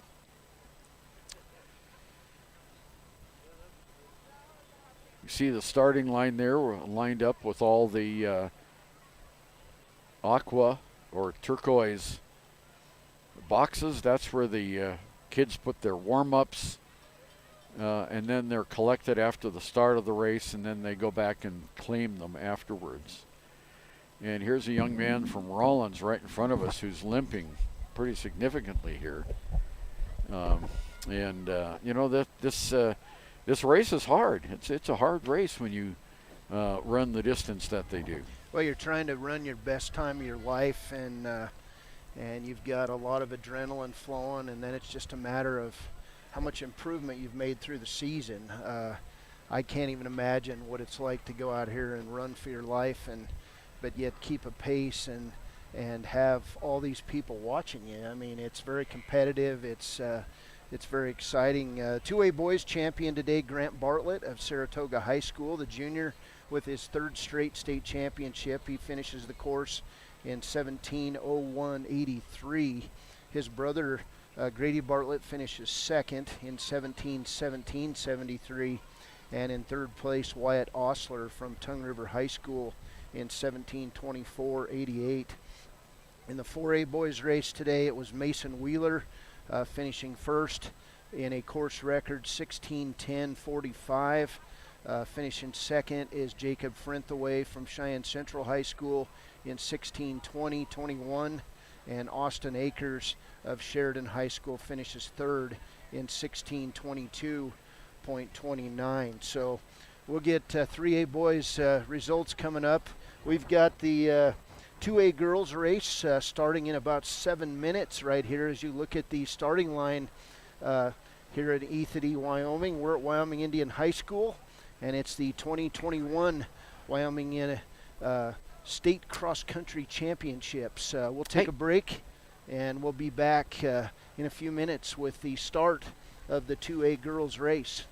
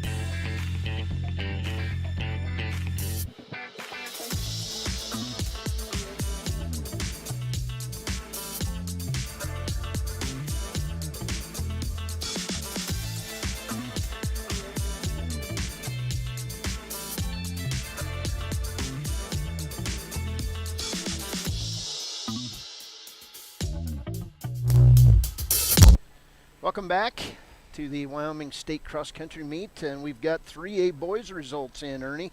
Oh, great. Owen Burnett of Mountain View High School wins the state championship in 16:16.47, finishing second place. His teammate Tanner Erickson of Mountain View High School in 16:48.77. That was only 10 seconds off the course record. Actually, 6 seconds or off 6 the seconds, course yeah. record. For Owen Burnett. Third place goes to Cameron Spence of Douglas High School in 16:52.67. Fourth place, Wetzel from Star Valley High School. Fifth place, Caden Chatfield from Riverton High School. We'll go over the rest of the results as we get ready now for the 2A girls start. And here's Ernie Over. Okay, Adriano Brown is the young man on the stallion there. He's an 8th grader from Wyoming Indian Middle School, and he's dressed in the regalia. And one thing I hadn't noticed because we're so far away, that the steed there, the stallion that he's riding, is painted in areas. There are rings around the horse's eyes, and that's for good vision. He has a lightning bolt on his legs, and that is for endurance. And we're ready to go here. He makes the turn. We're ready, and there's the gun, and away we go, the 2A girls. Now, Adriana Brown is making the lead. He'll go about 400 or 500 yards up to the end of the tree line. The 2A girls are there. And on his hindquarters, they have hailstones, and the hailstones represent health. And this is all from Adriana Brown's father, who came over and talked to me during our break. The 8th grader from Wyoming Indian Middle School, riding the stallion in the Native American regalia and headdress. Again, the rings around the horse's eyes are for good vision. The lightning bolt on his legs are for endurance. And the hailstones on the hindquarters are for health. Traditional Native American symbols as the 2A girls reach the bottom of that hill. Now they make the turn and are headed up that hill past those 2 teepees that you can see there. And looks like we have a good group out in front. We have 3 folks in the lead pack. Well, I'll call 4 in the lead pack, and then there's the rest of them coming up. And as we've mentioned before, this is a figure 8 course here at Wyoming Indian High School. They are now at the top of the first little hill. They'll be entering a straightaway and going for about 300 or 400 yards to the edge of the Wyoming Indian High School campus, and that's where they will turn north, and that's when we'll lose sight of them. And then in about 8 minutes or so, they'll be coming around between those 2 teepees on the top of the first hill, and we'll get an idea of who the leaders are. Well, again, the 3A boys, congratulations to Owen Burnett from Mountain View High School. 16:47 was his time. Tanner Erickson from Mountain View High School, 16:48.77. Then Cameron Spence from Douglas High School was third at 16:52.67. Habatu Wetzel from Star Valley High School. He was running in second most of the race, and he dropped to fourth near the end. He finished in 16:53.86. Caden Chatfield of Riverton High School was fifth at 16:54.78. Then we had Jack Bishop from Worland High School, David Jurgens from Cody High School, Ben Stewart from Cody High School. The first finisher for Lander Valley High School was Diego Lobatas. Then we had 2 finishers from Star Valley, Drake Plowman and Johnny Hunting. Another racer from Mountain View, Cash Henry. Powell High School was in 13th, Daniel Merritt. 14th, Green River's Nathan Stevenson. Brigham Vanos from Lyman High School finished 15th. Charlie Hulbert from Cody was 16th. Mountain View had the next 2 finishers, Dash Madsen and Dayton Bell, 17th and 18th. Dash, now that's a pretty good name for a cross-country racer, if you ask me. Then 19th was Torrington High School's Aiden Loya, and then Bo Skinner from Star Valley High School was in 20th, and those are the top 20.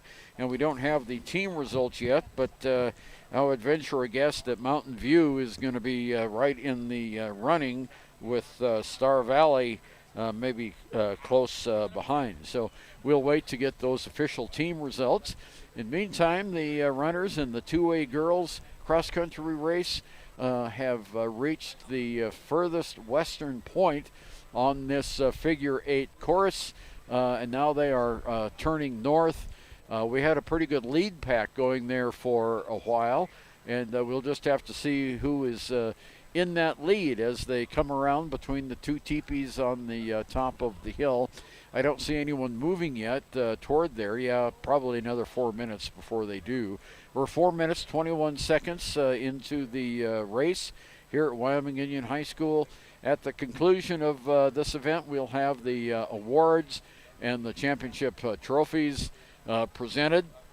And Cody, the crowd has thinned out a little bit, after the first 3 races are over, and a lot of those folks, I think, have rushed to their vehicles to get a little bit warm. Well, it's still chilly out here in the 40s. I don't believe it's warmed up much, but overcast. We're going to get through this championship races without any weather, and that'll be good. That hasn't always been the case. I was talking to a guy before this, and he said, man, I've been at state cross-country meets when there's been an inch of snow on the ground, and it's been a blizzard. So we're very thankful for the lack of weather, even though it's a chilly day, a fall day at Wyoming Indian High School at Ethity, and what an event this is. Keith Bowder, the activities director, is the meet director. Trevor Wilson from the Wyoming High School Activities Association, I believe, is here today. I did see one person from this event. Today started off with ceremony, as you would expect at Wyoming Indian High School. They do a great job with that, and there was an honor guard. They played the flag song. They played some other traditional songs, and it's just been a wonderful event. This broadcast being brought to you exclusively by Buckle Up for Life Wyoming, and we need people to buckle their seatbelts, Ernie. We need people to take care of each other out on the highways. This is an important message. It's a big priority of Wyoming Governor Mark Gordon with the Wyoming Seatbelt Coalition, and we just want to say thank you to Buckle Up for Life Wyoming, today's exclusive sponsor of the Wyoming State Cross Country Championships. We're now 6 minutes and 37 seconds into the race, and about 3 or 4 minutes away from seeing the first batch of runners come around from behind the hill and come down toward the second half of this figure 8. And it is just a wonderful afternoon. Well, no, it's not afternoon. It's in the morning. So we still have a little bit of time to go. The next race will start at 12:15, and that will be the 4A girls. And then the last race this afternoon will be the 3A girls, and that will be at 12:45 p.m. So the defending team champion here in the 2A girls race is Tongue River, and there will be a new champion this year, as the previous champion has graduated. So we'll wait and see how Tongue River does here, as the 2A girls are out on the course right now. Really a colorful atmosphere here today. There are 6 teepees out on the course. There are 2 teepees by the finish line. We have one out on the southern end of the course by the St. Stephen's Mission and by the Wyoming Indian Middle School on the on the north end. So here we go, still waiting for that first runner to come back. We're at the 8-minute and 13-second mark, so I would guess in about a minute or 2 we should be seeing those runners come around the bottom half of the top of the figure 8 here at Wyoming Indian High School. And of course, as you know, running is a big sport here in Fremont County. We have a lot of good runners and cross-country folks. The cross-country meets here are well attended, and it just is kind of fun thing to see everyone come together in one spot and take off and try, as Cody said, running for their life for their state championship. We're now 9 minutes into the race, still waiting for the first runner to come around the bottom of that first hill on the course. I see the fans up there, the spectators are beginning to move toward that curve, toward that first teepee there. So I think momentarily, it's now 9 minutes 30 seconds, and we have the crowd moving over there. So I think we're going to have our first runners appear here in the girls' 2A race any moment now.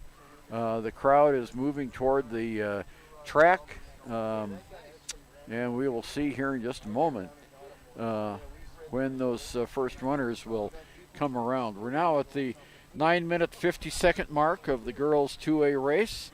And, yeah, folks are hurrying over there to get next to the track. So we, I think, probably are very close to having our first runner come into view here in the girls' 2A cross-country state championship this morning from Ethity on YO Today Facebook and YOToday.com. And our thanks to the Click It and Ticket folks for being the sponsor here today. And we still haven't seen the runners come around the corner. And here they come now. Here come the runner. We have two runners in the lead. And they are, one single runner in the lead, and that might be Moorcroft, 1 and 2, and it could be Thermopolis in 3, we and 4, and then we'll have to wait and see the rest of the crowd. So we've got one runner in the lead, and a couple right behind her. You know, I think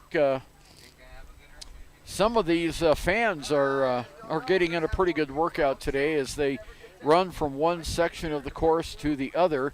Here comes our lead runner around the first quarter, headed back toward the second, the halfway mark, and that might be Moorcroft. I'm not sure.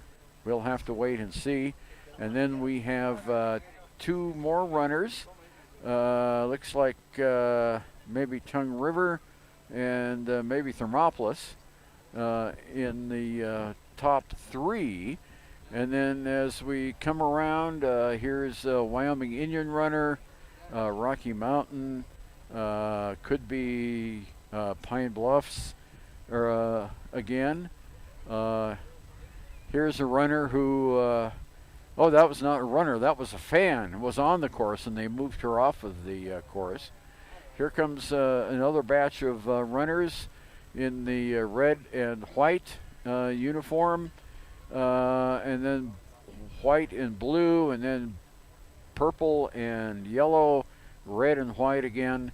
And when they finish that bottom part and they come into the chute for the finish line, we'll get a better idea on who the finishers are.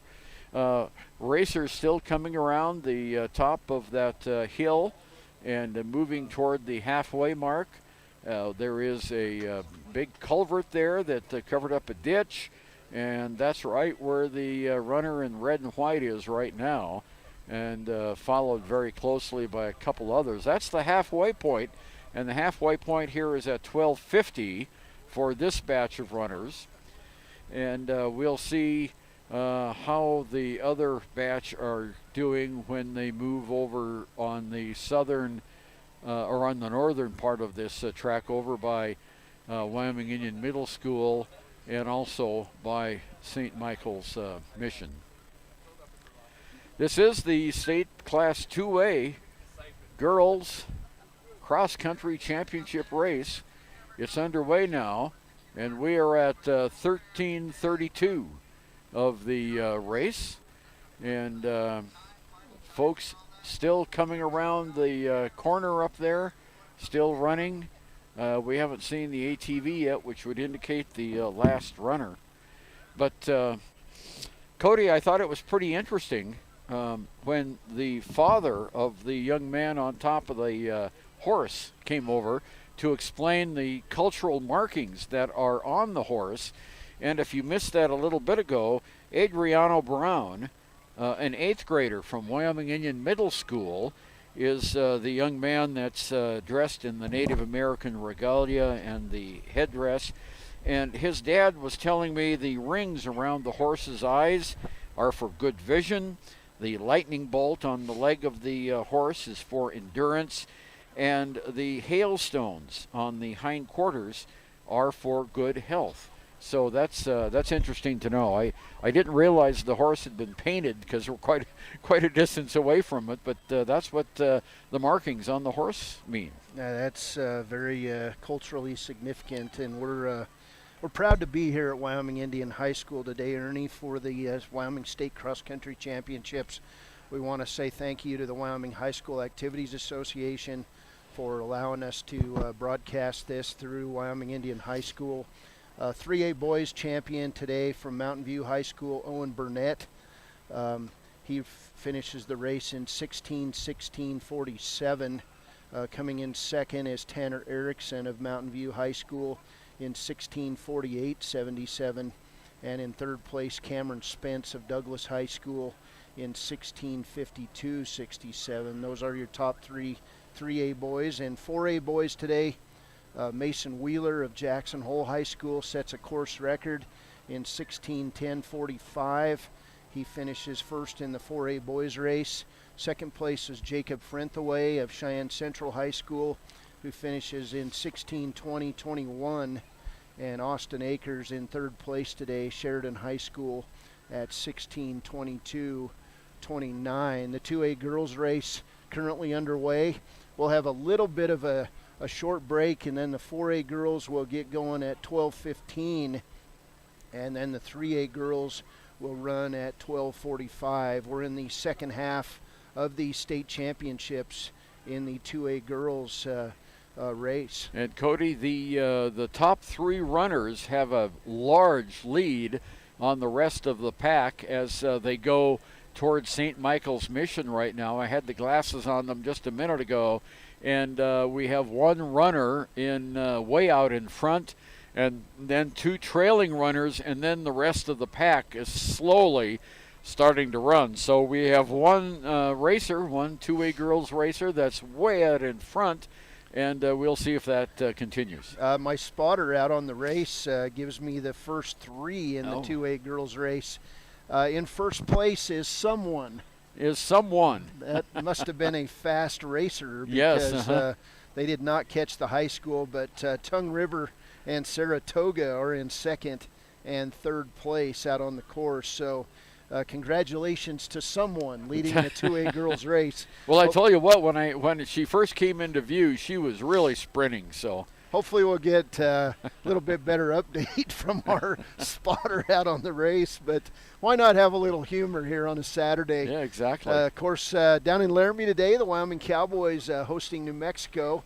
The Cowboys hoping to get back on track after last week's shutout loss to Fresno State. That game will kick off at 1:30 p.m. and we'll have the broadcast on 99.1 FM. And so go Pokes at homecoming in Laramie today. It's supposed to be 70 degrees in Laramie, and it's sure not 70 here. We're still locked into the 40s, I believe. We've got Chance Bond, the play-by-play guy here for Worland High School, joining us wearing some really ugly orange tennis shoes, but he must have found those somewhere over by Wind River Canyon laying alongside the road. But also wearing his Houston Astros hat. The guy is he's an Astros fan, and I give him grief that he's just really a Texas guy, but he's a graduate of Cody High School. Moved back home, and we're glad to have him back in Wyoming. He's here covering the races, and we're getting an update from Ernie as we're starting to see racers head toward the home stretch. Yeah, we do have, there's the lead runner. Well, I think I missed the lead runner. There's two ladies that I can see now. I was trying to find the lead runner when they came into view, but apparently I missed that. There are more runners coming into view now on the very southern end of this figure 8 here at Wyoming Indian High School. And let's see if we can pick them up as they make the turn and come in toward the chute for the finals. Okay, we have two young ladies, and they appear to be in very close uniforms. The first runner, someone, as our as our course correspondent indicated, zipped by really fast. So now, here we go. They're very close to coming to the chute for the final. I've got my glasses on them right now so we can see when they come across. And here they come. And got to get the field glasses working here. And we have one runner way out in front. 15 yards behind her is the second. So let's put our attention to the finish line, and we'll find out who this runner is. Coming in now, just over the 20-minute mark. She's rounding the corner, and our 2A girls champion is from Tongue River. She's got a big smile on her face. Tongue River will get the individual champion. Second place is, I can't see that uniform. It's green. Moorcroft, okay. Second place, Moorcroft. And they're sharing a little bit of water there just past the finish line. And do we have a third place finisher coming in yet? I believe we do. They're getting ready to cross that culvert now. Here they come. It's either Saratoga or Thermopolis. We'll see as the young lady gets into the chute now for the final 50 yards sprint to the finish. There's a couple more runners coming in behind, so this will be the third place finisher. And where'd she go? Oh, there she is. Okay. Lost her in the crowd there. Oh, we're going to have a real tight race here for third place.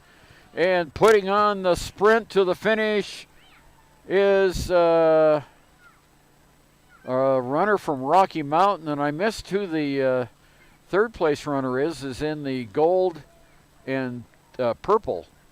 And she's down on her hands and knees now at the finish line. And when she gets up, I'll see if I can pick out what school that is. All right, she's, I think it's Thermopolis. Okay, here comes the fifth place finisher from Wyoming Indian. Carissa Mcelroy. That's Carissa Mcelroy, who Cody Beers, the voice of Wyoming Indian for many years now, knows these ladies by their faces. Thank you, Cody, for that. Okay, here comes our sixth and seventh and eighth runners in the chute now for the finish line. And the next finisher is from Hewlett. And then we have Saratoga and Lovell coming in. And now here's another runner just finishing the course. And that's Saratoga at that 22:45 mark. And a girl running to the sprint is Hewlett. And then we have another young lady down coming in the final stretch here before the finish line at the 23-minute mark. And that is Tongue River, the Eagles, Tongue River Eagles. Here comes another racer around, and Thermopolis finishes. Right behind her is another Wyoming Indian athlete. And now here comes a bunch of young ladies from Tongue River, and from Glen Rock. So we had real sprint to the finish. You know, it's amazing, Cody, after they complete this race that they have enough gas in the tank to really sprint to the finish in that last 50 yards. Yeah, you can tell how much they have left when they cross the finish line, and you get some near collapses. Here's another Tongue River athlete, Wyoming Indian athlete coming in. And let's see, we've got the glasses. There's a little bit of a gap here. And now we have someone, I believe, from Saratoga coming around. And the folks at the finish line dressed in the Wyoming Indian regalia, they're from the Richard Pogue Post of the American Legion. Here's Saratoga runner comes in at the 24:25 mark. And there's another big gap as we have two more runners in the chute. Here we have a sprint to the finish by a Wyoming Indian athlete, pumping the arms really hard and crosses in 24:43. And now another runner right behind her as she crawls out of the way of the finish line. And coming into view now from Lovell, a Bulldog, Lady Bulldog comes in, and then we have another Tongue River Eagle. All right, getting a few more folks coming in now. Here's someone from Wright, a young lady from Wright. Crosses, a little bit of a gap now, another 30-40 yards before the next finisher comes in, and then they're starting to bunch up again. So we are now at the 25-20 mark of this race, and the finisher there is from Glenrock. And then we have another racer from Glenrock, then a young lady from Wyoming Indian who almost collapsed there, and the Legion folks are helping keep her upright. Gave it all she had. Here comes another runner coming in now. Two of them sprint to the finish, and it is Hewlett and Saratoga at the 25:55 mark. And another racer enters the chute. Coming up next, Cody, we'll have the 4A girls. That'll be at 12:15 p.m. here, and they're starting to assemble over at the starting line. Let's see the finisher coming in right now from Hewlett and Tongue River. And we have a couple of more racers entering the chute here. That's just 100 yards from the finish line when they turn and do that. And the coaches and the teammates and family and friends running along the side and encouraging them to the finish line. And here we have a runner from Fort Washakie and St. Stephen's. And I thought there was one more coming here. Well, there will be. Our 2A boys state champion today, Grant Bartlett of Saratoga High School. He finishes this race in 17:01:83. That's his third straight state championship, Ernie. Mason Wheeler of Jackson Hole High School wins the 4A boys race in 16:10:45. That's a course record. He actually set the course record back in September and bested that course record by almost 20 seconds in the state race. Owen Burnett of Mountain View High School wins the 3A boys state championship in 16:16:47. This is the Wyoming State Cross Country Championships. We'll get results, and we'll be back after a short break with the 4A girls race. We've got 4A girls and 3A girls. It's Cody Beers and Ernie Over here on a Saturday from Wyoming Indian High School, and a beautiful event put on by the Wyoming Indian group. And man, we've just enjoyed the heck out of this, and we hope you've enjoyed this video stream from the State Cross Country Championships. We'll take a break, and we'll be back with more.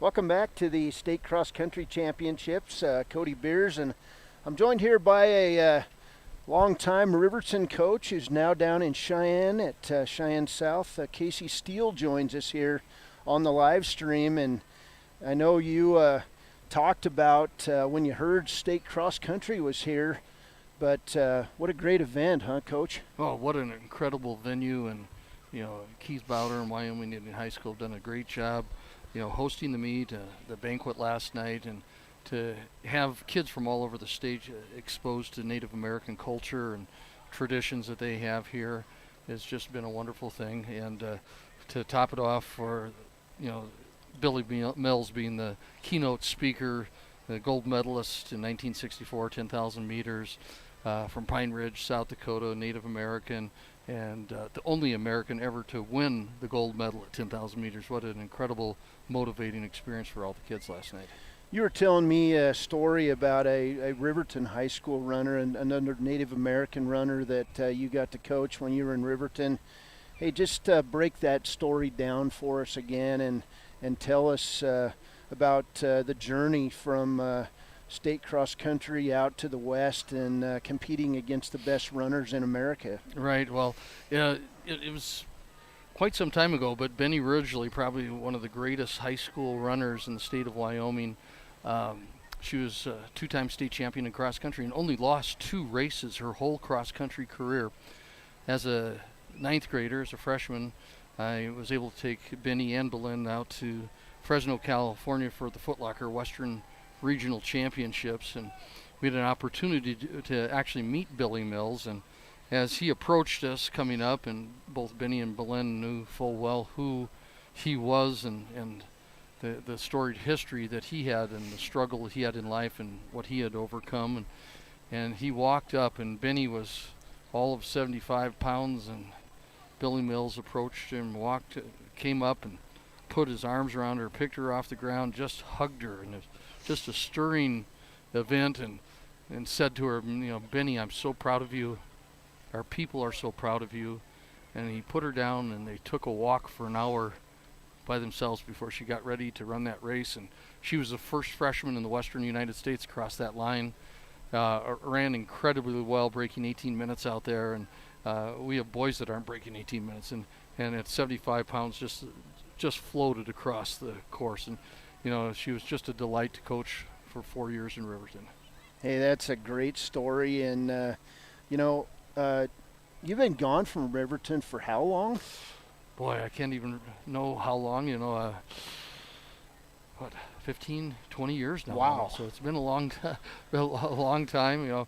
I still have 2 children in Riverton, so I get back and have contact with them. And well, I know you were personally affected. You had coached Kyle Johnson of Riverton when he was a runner, and we've marked the 20-year anniversary this year of the Wyoming 8, the 8 University of Wyoming cross-country runners who were killed in that tragic car crash by a drunk driver south of Laramie. And I know that that event shaped your life and affected you personally because you had coached that young man who was an outstanding cross-country runner. It really did affect my life profoundly. Kyle was an incredible young man and outstanding student. He was a kid that had great perseverance. As a 9th grader, he struggled so much that I told him he didn't have to run meets. He could come to the meets and watch them. And as a sophomore, I wouldn't even let him run more than 800 meters because he struggled so much, and he was just growing so fast. I think he started high school at about 5'8", and when he graduated, he was 6'5". Wow. His senior year, he was 3rd in the state in 1,600 meter. He broke 2 minutes in that, and I'll never forget, he went out to Mount Sac relays in California, and he called me up, and he and I always had a little bit of a competition. I said, you won't be a runner till you run faster than my times. He called me up and said, I ran 3:53, 1,500. I said, well, you got me. That's outstanding. But Kyle Johnson, one of the Wyoming 8, killed tragically in 2001. It was about 2 weeks after 9/11. Yes. And so that September was an extremely rough month for our country, and then we were all impacted locally by that tragic car crash, which amazingly has led to some real positive things, some road improvements on a highway south of Laramie where a lot of students, thousands of students drive every year, but the memory and more awareness of a big problem that frankly we have here in Fremont County, and that's drunk driving, and hopefully more people make good decisions because of what happened to the 8 cross-country runners from the University of Wyoming on that tragic day. But I know, Coach, that event, you and I actually talked. I was at the Riverton Ranger. I wrote a column about it, and it was probably the most emotional piece that I had ever written, because you were speaking from the heart that day of losing a good friend and one of the kids you had coached for years. So we're proud to have Casey Steele here. He coaches at Cheyenne South, and I'm sorry I caused a little bit of emotion there, my friend, but we're back here at this state cross-country meet, and did you have some runners in today's race that you were proud of? We did. We just brought 5 boys. Our numbers are down this year. Cheyenne South, we're struggling a little bit athletically, but we have a great crew of kids that we brought here that are hard workers, and led by a senior, Jack Bechtel, who's been with us for 4 years and an outstanding student, and we continue to try and build the program for not just success on running, but in the classroom too, as well. Well, Cheyenne South, one of the state's newest high schools, yes, is you're steadily building your programs on all levels, and I've been down to Cheyenne South. What a beautiful campus! Holy cow! It really is. And after leaving Riverton, and I landed in Cheyenne, I was head coach at Cheyenne East, and I thought I was done with my coaching career, and moved away, and then came back to Cheyenne, and I landed at South, and I just truly love Cheyenne South and the challenge that's there. But we've got some great kids. One of our challenges are kids transferring because of the International Baccalaureate program at East High, and we have some of our best students leave there, and they're the best students in the classroom, their athletics, music-wise, and we've got to kind of find a way to keep them on our Southside campus. Yeah, well, curriculum, of course, is very important, and it's always ongoing, and you always have improvements. And I think, Cody, you've come with the results for the girls 2A championship, and the winner was Maddie Hill from Tongue River High School. Coach, thanks very much for stopping by. Appreciate that. Maddie Hill from Tongue River High School finished in 20 minutes, 19.39 seconds. Mallory Jones from Moorcroft High School finished in 20 minutes and 28 seconds, .20. Marilee Williams from Saratoga High School was third in 21:19.18. Madison Teichman from Saratoga was fourth at 21:27.76. Then we had Jesse Michaels from Rocky Mountain High School was fifth.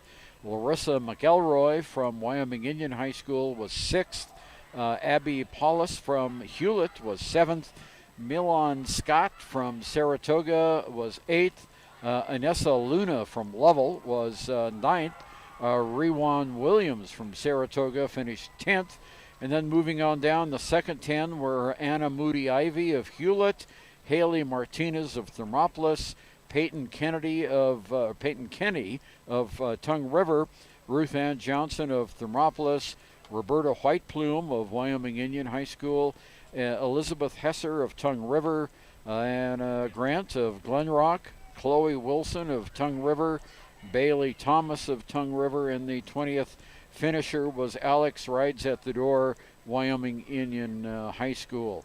So congratulations to Maddie Hill, the 2A girls overall finisher from Tongue River High School with a clock time of 20 minutes, 19.39. Second place, 11 seconds behind her, was, or I'm sorry, not 11, but 9 seconds behind her. Mallory Jones from Moorcroft, then Marley Williams from Saratoga, Madison Teichman from Saratoga, and Jesse Michaels from Rocky Mountain High School. It's amazing that we can get these results so fast after the race is over. We have the competitive timing event down there, and they have the markers on each athlete as they cross the finish line and are able to give us a pretty good result. Now coming up next, Cody, we're going to have the 4A girls, and they're getting ready on the starting block just in front of us here, and they will be going at about 12:15. So that is the continuing coverage today of the Wyoming State Class 2A, 3A, and 4A boys and girls cross-country championships here from Ethity at Wyoming Indian High School. It's a beautiful day for running. We don't have any adverse weather. The clouds are starting to thin out, although we still have cloud cover here, and getting ready for another race. And we're getting ready. Adriano Brown, the 8th grader from Wyoming Indian Middle School, is on his steed, dressed in his Native American regalia, the painted horse. We'll talk about that after a minute. We've done that several times already today. But they have cleared the starting line and are getting ready. He is in position now. And, of course, he'll make a ride toward the starting line, go parallel to that, then turn up course. The gun will go off, and then the 4A girls race will be underway. As you can see there's a couple of teams that are still getting ready to go. They're in their little pep talk huddle. A couple other teams are still doing their pre-run stretches. Excuse me. And Adriano is... Hey, Cody.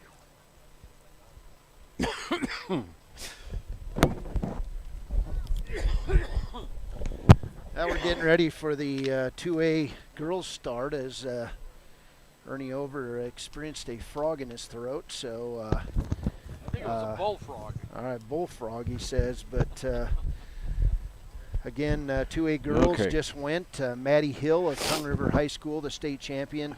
She finished in 2019-39. Mallory Jones of Moorcroft High School was second. Marilee Williams of Saratoga High School was third. And Madison Teichman of Saratoga High School was fourth. The rest of the top 10, Jesse Michaels of Rocky Mountain High School, Carissa Mcelroy of Wyoming Indian High School, Abby Paulus of Hewlett High School, Mylan Scott of Saratoga High School, Anessa Luna of Lovell High School, and Rewan Williams of Saratoga High School. Saratoga ends up with 4 girls in the top 10 in 2A. So congratulations to those 2A girls, top 10 finishers. We're getting ready for the 4A girls start here in about 5 minutes. The starter, Tom Nyrider of Riverton, doing his usual outstanding job, and congratulations to him. It's an honor to be a starter in a state cross-country state track meet. He does outstanding work. As these girls still doing warm-ups, and we're getting ready to go, Ernie. And this event, it's our honor to be here at the State Cross Country Championships, brought to you exclusively by Buckle Up for Life Wyoming. And that's an important message that we want to pass around the state and the region, is that it's very important to every ride, every time, buckle your seatbelt, save your own life. There's room to live inside your vehicle if you wear your seatbelt. So we've had a few comedic moments here this morning, and I did receive a text from my spotter out on the course who told me that someone was in the lead, and as it turns out, it was Maddie Hill of Tongue River High School, who ended up being the state champion in 2019-39. So Yeah, she zipped by so fast he didn't have a chance to ID her. Yeah, well, you know, when you're a state champion, you don't mind being called someone. That's right. You don't mind standing out in a crowd. So we're getting ready, and I'm going to get on the camera here for the 4A girls start. Okay, and we have Adriano Brown is getting ready. He'll approach the starting line on that white stallion, and then when he makes the turn and starts going upfield, the gun will go off, and the 4A girls championship race will be underway. And Tom Nyrider now giving the final instructions to the ladies at the first gate. Adriano Brown now making his turn right in front of the racers. He's heading down the course, and there's the gun. And the 4A girls race is underway. And look at all the folks around the starting line there as they take off. And Brown on his horse is heading up to the end of that line of trees, and that's when he will peel off. And Cody, it's interesting to note that we haven't seen this before, but we have a lot of family and friends with signs promoting their favorite runner, and they're out on the course holding those signs up right now. That's great to see that the support to these young ladies who have put just an awful lot into becoming a great cross-country runner. They're still all bunched together as we head toward the first big hill. And as you can see, Adriano Brown is now moving off of the track and heading back toward the starting line. We've got one more race to go here today. That's at 12:45, and that will be, excuse me, the 3A girls. As the sun trying to break through here at Wyoming Indian High School, and there the girls go up the first hill, and it looks like we've got a lead pack of about 4, and then they're bunched up behind that. As I've said earlier in the telecast here, that they will go about 400 yards to the west and then turn north when they reach the edge of the Wyoming Indian campus, and then they go behind that hill, and we expect them to return into view in about 8 minutes after that. So the Wyoming State cross-country championship race for the Class 4A girls is now underway. You know, it's interesting when all these teams get together, you know, they all bring their own little shelters with them, and the football field here at Chiefs Intertribal Stadium is just very, very colorful with all the different tents and canopies and lean-tos that these teams bring with them to rest between their races and catch up on whatever they need to learn from their coaches. And it's really, really a colorful sight, which adds to the color here. As Cody has mentioned earlier today, we have 6 teepees that are out on the course. 2 right here at the starting line, 2 at the halfway mark, and 2 up on the hill. We also have 2 more teepees that are right behind the official starting, and that's where they are having the health and safety people in case they are needed. So just a tremendously colorful atmosphere here. Everyone wearing their school colors, and the parents and the fans and friends all dressed in their different colored coats and hoodies. Makes it a very, very colorful event. And that sun is really, really trying hard to break through here today. When we started this race, it was in the mid-40s. Cody doesn't think it has warmed up much, but I think it has just a little bit. We'll have to get out a temperature gauge here and see. Oh, yes, okay. Here we have the champion from Tongue River High School. This is Maddie Hill. Hi, Maddie. How are you doing? Well, we're going to get a headset on her first. Let's get her on there. Okay. Maddie Hill from Tongue River, congratulations. Thank you. Yeah, how was the race today? Obviously, you got out in the lead real fast. It felt really good. I didn't really feel anything until mile 3, and I was really happy with how I raced the entire time, and I just enjoyed myself, so it was a good way to end the season. We were just talking about some of the lighter moments we've had here, and we have a spotter out on the southern, on the northern end of the track, and he tells us who's in the lead and that sort of thing. And we got the text from him, and he said, "Someone is in the lead," because you went by him so fast you couldn't figure out who you were. Oh. Yeah, so that was great. And you did. How did you find the course? It was really good. The first mile is a lot more uphill than you realize, and we found that out at the state preview, so I took the first mile a little bit more easy, which I think really helps me in the long run. And mile 3 is a bit tough because you can see the finish, you know you're almost there, you see the whole thing, but that's a good place to kick because it's just straight and flat and you're just going. So. Well, that's great, and that's exactly what you did. Yeah. Yeah. Now, how long have you been racing? What year in high school are you? I'm a senior, and this is my first year ever doing cross country.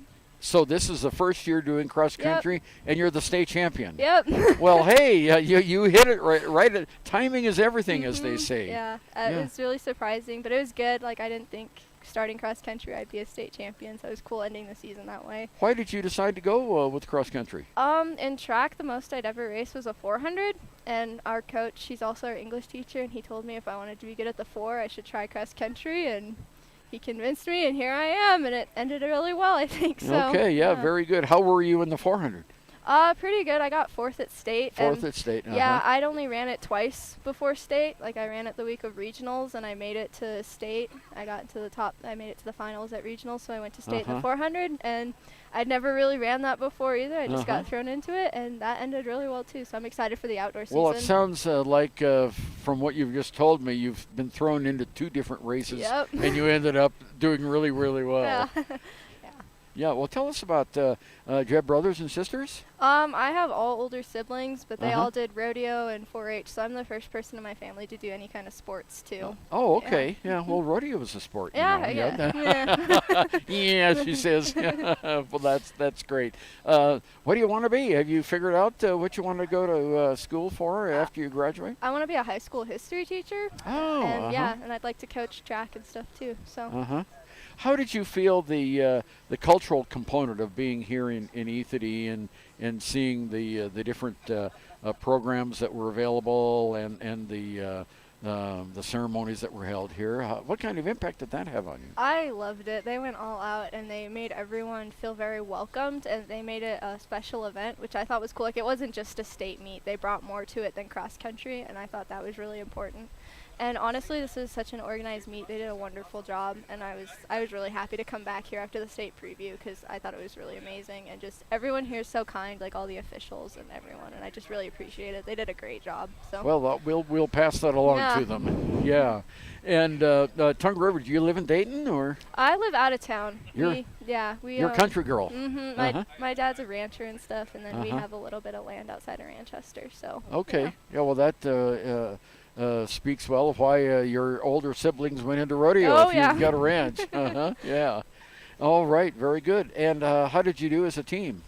We don't know yet. I think we did really well. Saratoga was a big competition for us. They had a lot of really good runners, like their top 4. Because in 2A we only scored the top 4, and their top 4 were really good. So we're just waiting to find out how we did. But yeah, you guys were right in there with them. Well, everyone ran their best race today on our team. We had a lot of PRs, or a lot of really close to our PRs. Oh, that's good, yeah. Everyone did really well, and I'm really proud of all my teammates. So. Well, that's very good. And do you do any other sports now that cross country, aside from track? I do indoor and outdoor, and that's it. Okay. All right. Well, that's good. You've specialized well, and your timing was great, and you're a state champion. Congratulations. Thank you. Yeah, that's really cool to come home with the state championship.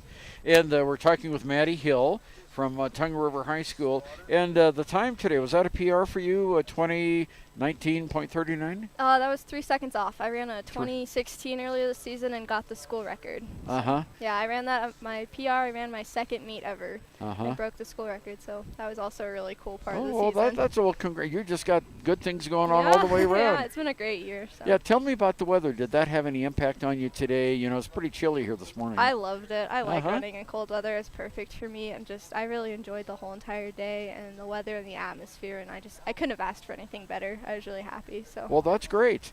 Well, congratulations again, Maddie Hill. Thank you. State champion in Class 2A, and that's wonderful. And you've got a lot of stories you can tell when you get home now. Oh, yeah. Yeah, you can tell your older siblings, see what I did? Yeah.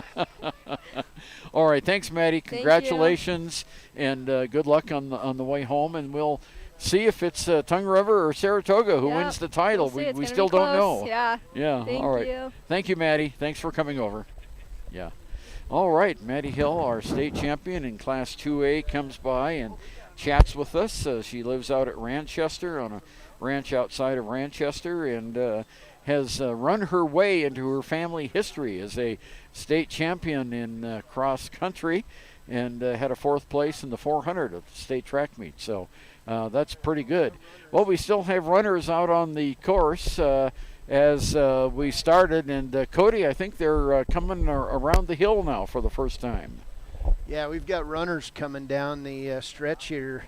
Bowder or Keith Bowder here with us, and the meet director, and we've got a leader just making the curve here. I don't know where she's from, but she has got a big lead on the rest of the runners. Yeah, it's an orange and black uniform, so we'll have to see as Cody is getting the camera set now. Well, Keith, we just heard from the 2A girls state champion. Yeah, and she had nothing but praise for the way this meet has been organized and the course itself, and just was very, very, very happy. She said, you know, this wasn't just a race. We learned she's going to be a history student and maybe a teacher. Okay. And she said the cultural aspect and the banquet last night and the events that were held this morning was so inspiring for her. She was very, very happy, and gave all you guys here at Wyoming Indian a kudos for how this event has gone. Oh, yeah, thank you very much. And she was down there. She says, "Did you put this on?" And I said, "Well, me and a couple hundred other people." That's right, yeah. And she says, it's awesome. And it's kind of nice because she wasn't a true cross-country runner, I don't think. She was a 400 runner in track and all that, so that's pretty. Yeah, this is her first year in cross-country, and she wins the state championship. Wow, that's great for her. Now, you mentioned, Keith, that you had not only yourself but a couple hundred other people help put this on. Tell us how long this meet and this course has been in the making. We started this after we found out that we were going to get it, because they were talking about giving it back to Star Valley since the COVID and all that. And Star Valley said no. So we started late last spring, early summer, and we spent a lot of days out here, a lot of nights with people coming out here and shoveling and raking and cutting trees and leveling, and so yeah, it started probably May, June. And like I said, we worked 2-3 nights a week out here, 4 hours, 5 hours a day, and good people coming out and volunteering and helping. Well, this is, it's a figure-8 track, and as Maddie Hill was just telling us, she didn't realize the altitude gain on that first part, and she was so happy that she came to the pre-state meet here, because she said she knew that, so she wasn't putting all her energy there because she knew she was going to have to save it to go uphill. And then, boy, when she got to the straightaway, off she went. Yeah. That's what she said when I was talking to her. She says the pre-invite was awesome, and learned a lot about this course. And that first part is got elevation in it, and the second part is flat. You can fly. Yep, and she did today. How many volunteers do you have here that helping you today? The last time I counted it, it was 70-some people out here today helping. Well, that's pretty good. Yep. Yeah, and the community, of course, has come out in force. We have a huge turnout of spectators. I've never seen this many spectators for a cross-country event. Yeah, we did. And, setting up in the last couple days, the tribal councils, both Arapaho and Shoshone and the casinos sent people out, and just everybody pitched in here and made this thing happen. With all the teepees setting up and. Yeah, and Adriano Brown, boy, what a young man he is. He's popular. Boy, I tell you, he he rides bareback, and has all the traditional regalia on.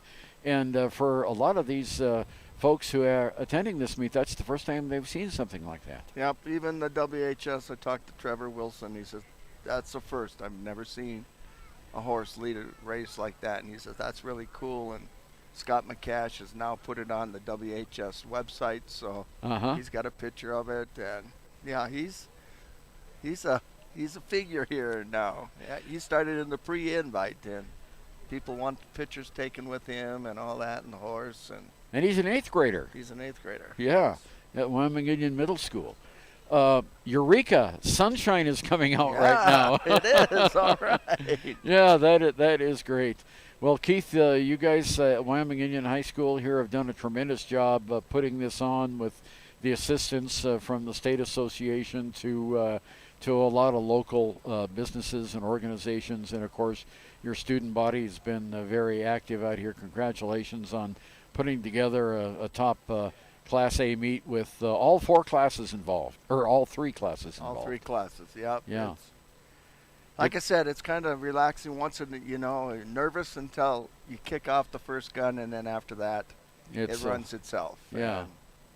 Well, we thank you for stopping by, and we also thank you for getting your runners to bring us up with these results real fast. We're about 100 yards away from the starting line, and on top of a hill here, which gives us a great view of most of the northern portion of the race, and of course what's going on here at the starting line. So we did cut down a bunch of trees, so now you can actually see them out there a lot easier. Now if you had binoculars on, you could see them all coming around up at the north end now. I've been watching that, and I thought there was something different, because before all those Russian olive trees were in the way, and now I can see pretty clearly over there. So thank you for doing that. Yeah. Thank you and the folks. Anything else you want to chat about the state cross-country meet here? I just want to thank all the people that has helped. 2 big people that really helped me learn about cross-country a little bit more is Julie and Chico for Mini Horses. They put in hours of work on this course, helping set up. They need a good pat on the back and congratulations. So of course, Chico and Julie were head cross-country coaches here too. Yeah. Now their son is in the program now. The head coach Caleb. Yeah. Caleb is in there too. But big shout out to those 2 people. They did a wonderful job, and I couldn't have did it without them. And well, that's great. And I see we have our first runner coming around. Holy smokes. So we're about to find out who is going to be the winner of the 4A girls race. Keith, thank you very much. You bet. Thank you, guys. Appreciate you stopping by. Thank you. Okay, they're giving the 15-minute warning now for the 3A girls, Cody. And the 4A girls, they're coming right over there now. So we're going to have a finish, and it looks like the orange and black uniform. So, it's from Jackson again. And here we go. The 4A girls defending team champion was Jackson, and the defending individual champion was Delia Batke of Natrona County of NC. So we'll see what it is as they come across here. Here she comes down to the finish line in the final sprint, And our new 4A state champion at 18:37 is from Jackson Hole. And look at that big smile on her face. And, of course, now there's the time they have to bend over and try to catch her breath again. And we have another runner just making the turn past the big culvert there and coming down. So we'll have our second place finisher coming up. So Jackson Hole has the medalist honor. And coming in next, running real fast here, making the turn, coming in at 19 and 13 is Kelly Walsh. The Kelly Walsh Trojans. Right behind her is Laramie at 19 minutes and 21 seconds. And now we've got some more folks coming in. Here's the racer from Cheyenne Central coming across the finish line. Right behind her is another racer from Cheyenne Central. And now they're coming in hot and heavy. Here is Casper Natrona and Gillette, the Camels, Campbell County, and Cheyenne Central. And we have Casper Natrona again coming in. And we're at the 1953 mark of this tournament. Rounding the corner, coming across the line, Cheyenne Central. So they've had quite a few young ladies come in here early in the race. That bodes well for their team result. And here comes another runner from Jackson Hole High School. And around the last 10 yards is Sheridan, a racer from Sheridan, followed by Jackson Hole High School again at 20:25 in the race. We've got some signs out encouraging the runners. Another finisher, this is Cheyenne East, Cheyenne Central comes across the line. And nice to see the signs out there encouraging these runners. And here we come, Sheridan and Evanston and Cheyenne East and Thunder Basin and Laramie and Casper Natrona and Jackson Hole, Sheridan and Rock Springs coming across the race there all in a bunch. Here we've got a sprint between two Laramie racers coming in to see who can finish first. And someone from Sheridan sneaks in and she falls down at the end. Another finisher from Sheridan, Thunder Basin. And we have Rock Springs and Kelly Walsh, Casper Natrona, Laramie, Casper Natrona, and right behind her, I believe, a racer from Gillette, Campbell County High School, another Campbell County High School finisher. As the racers are coming in now, Cheyenne Central, we're at the 21:38 mark, and here comes a bunch more. Evanston and Campbell County, Thunder Basin. Rounding the turn, heading in, Cheyenne Central.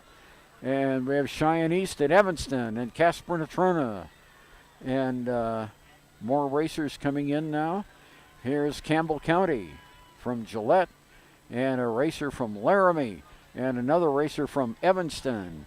And coming around the corner now to the finish line, a racer from Jackson Hole High School.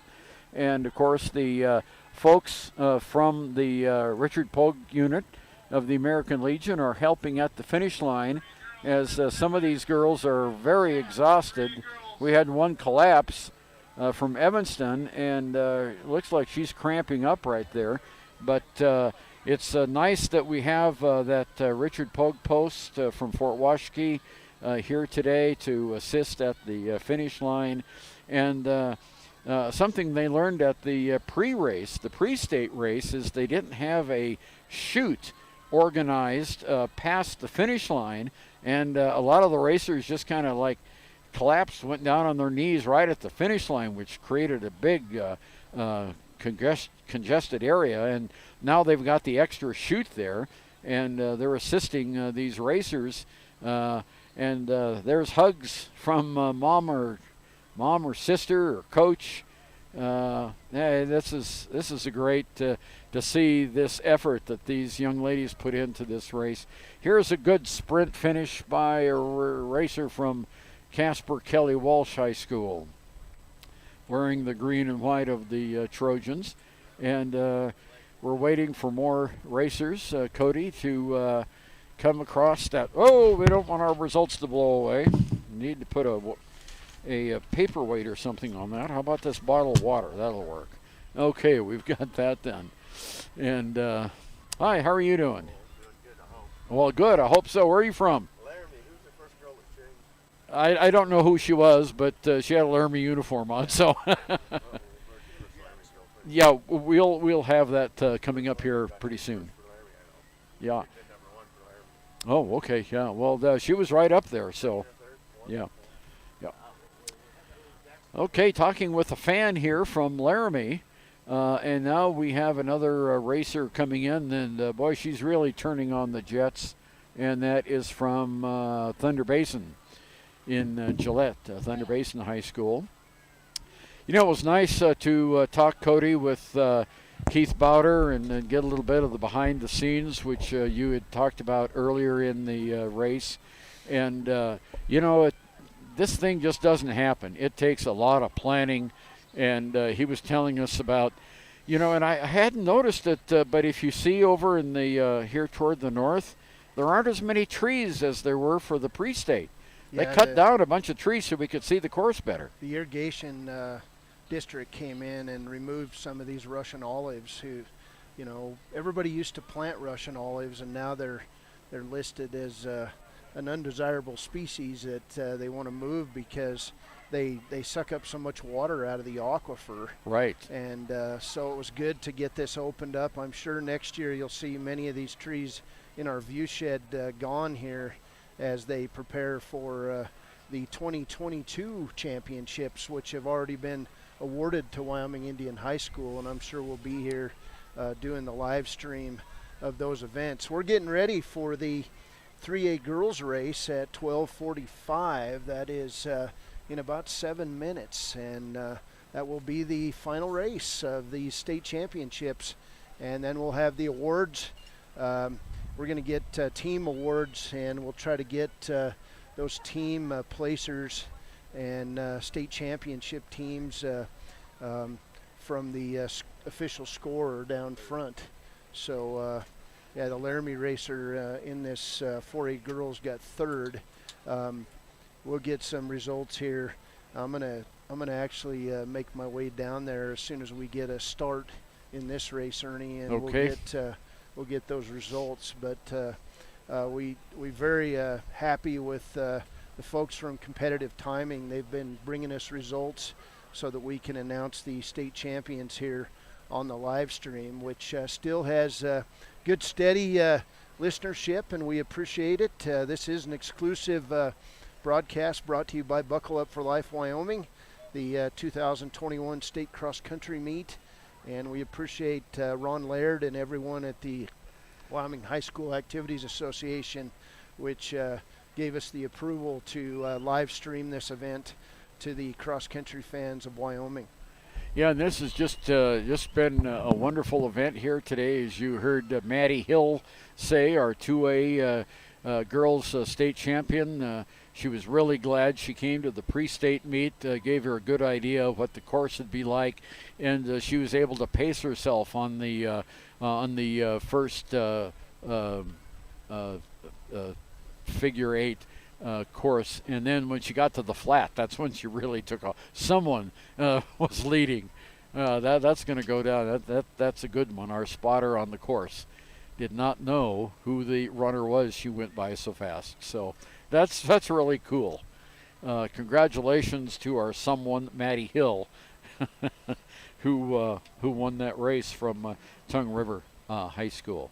So we're getting ready for the start of the girls 3A race, and that will take off here in a few minutes, and then we'll be able to bring you updates from all the races as the 3A kicks off and Cody gets the results of the 4A. And it really is amazing. You know, you've been watching on the video all the hundreds of people that have been here cheering on the racers.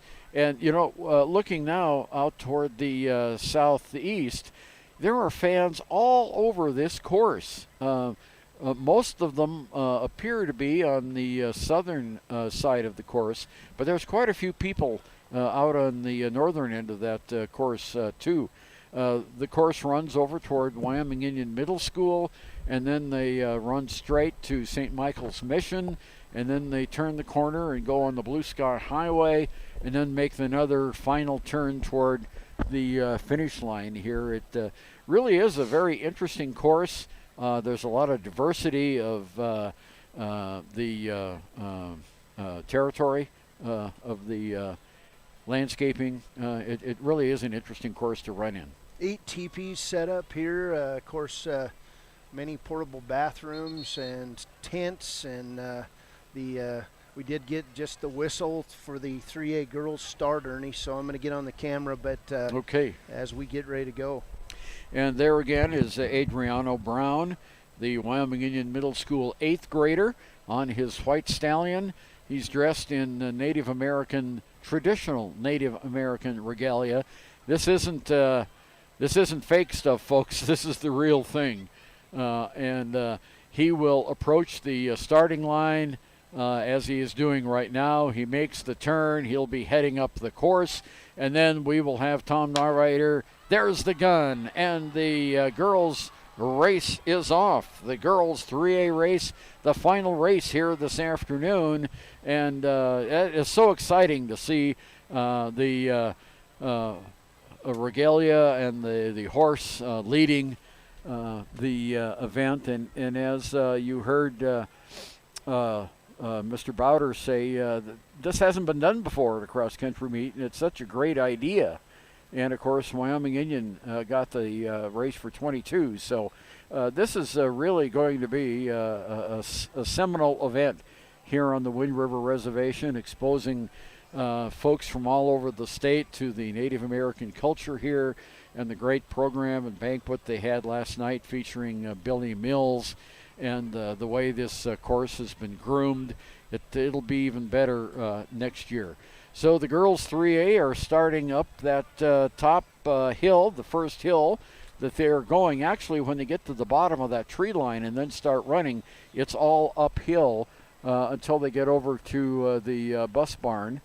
And there we have the runners are still in pretty tight pack as they're going up this hill. Looks like we have about 3 ladies out in front pacing the rest of the crew. And then they're spread out pretty well from that. But looks like we have a breakout of 3 cross-country runners going right now. And we'll watch and see as they go across the horizon here if they are still in that. And now that they've spread out a bit, yep, we have the top 3 there on top of the ridge. There's another group of 4 right behind them, and then another big bunch. So the race is starting to go. And here we go. Okay. Oh, here. Thanks, Keith. The champion of the girls 4A has just been delivered to us. Kate Brigham from Jackson Hole High School in a time of 18 minutes, 38.15 seconds. And Kate was also the winner of the pre-state tournament that was here at Wyoming Indian. Finley Klinger of Kelly Walsh High School was second. Addison Forey of Laramie High School was third. Sydney Morell of Cheyenne Central was fourth. And her teammate Kaya Pillavant was fifth, Cody. Kate Brigham had the course record of 1950-60, and she obliterates that by about a minute and 12 seconds. Wow. The new girls' course record here, 18:38.15. So congratulations to the Jackson runner. And going down the second 5 is Hallie Wilhelm from Natrona County. 7th, Riley Wilson of Campbell County. 8th is Emma Hoffmeister of Cheyenne Central. 9th is Delia Badicki of Natrona County. 10th is Rian Cordell Reiner of Cheyenne Central. And then we go down the second 10, Madison Antonio from Jackson Hole. Maggie Turpin from Sheridan.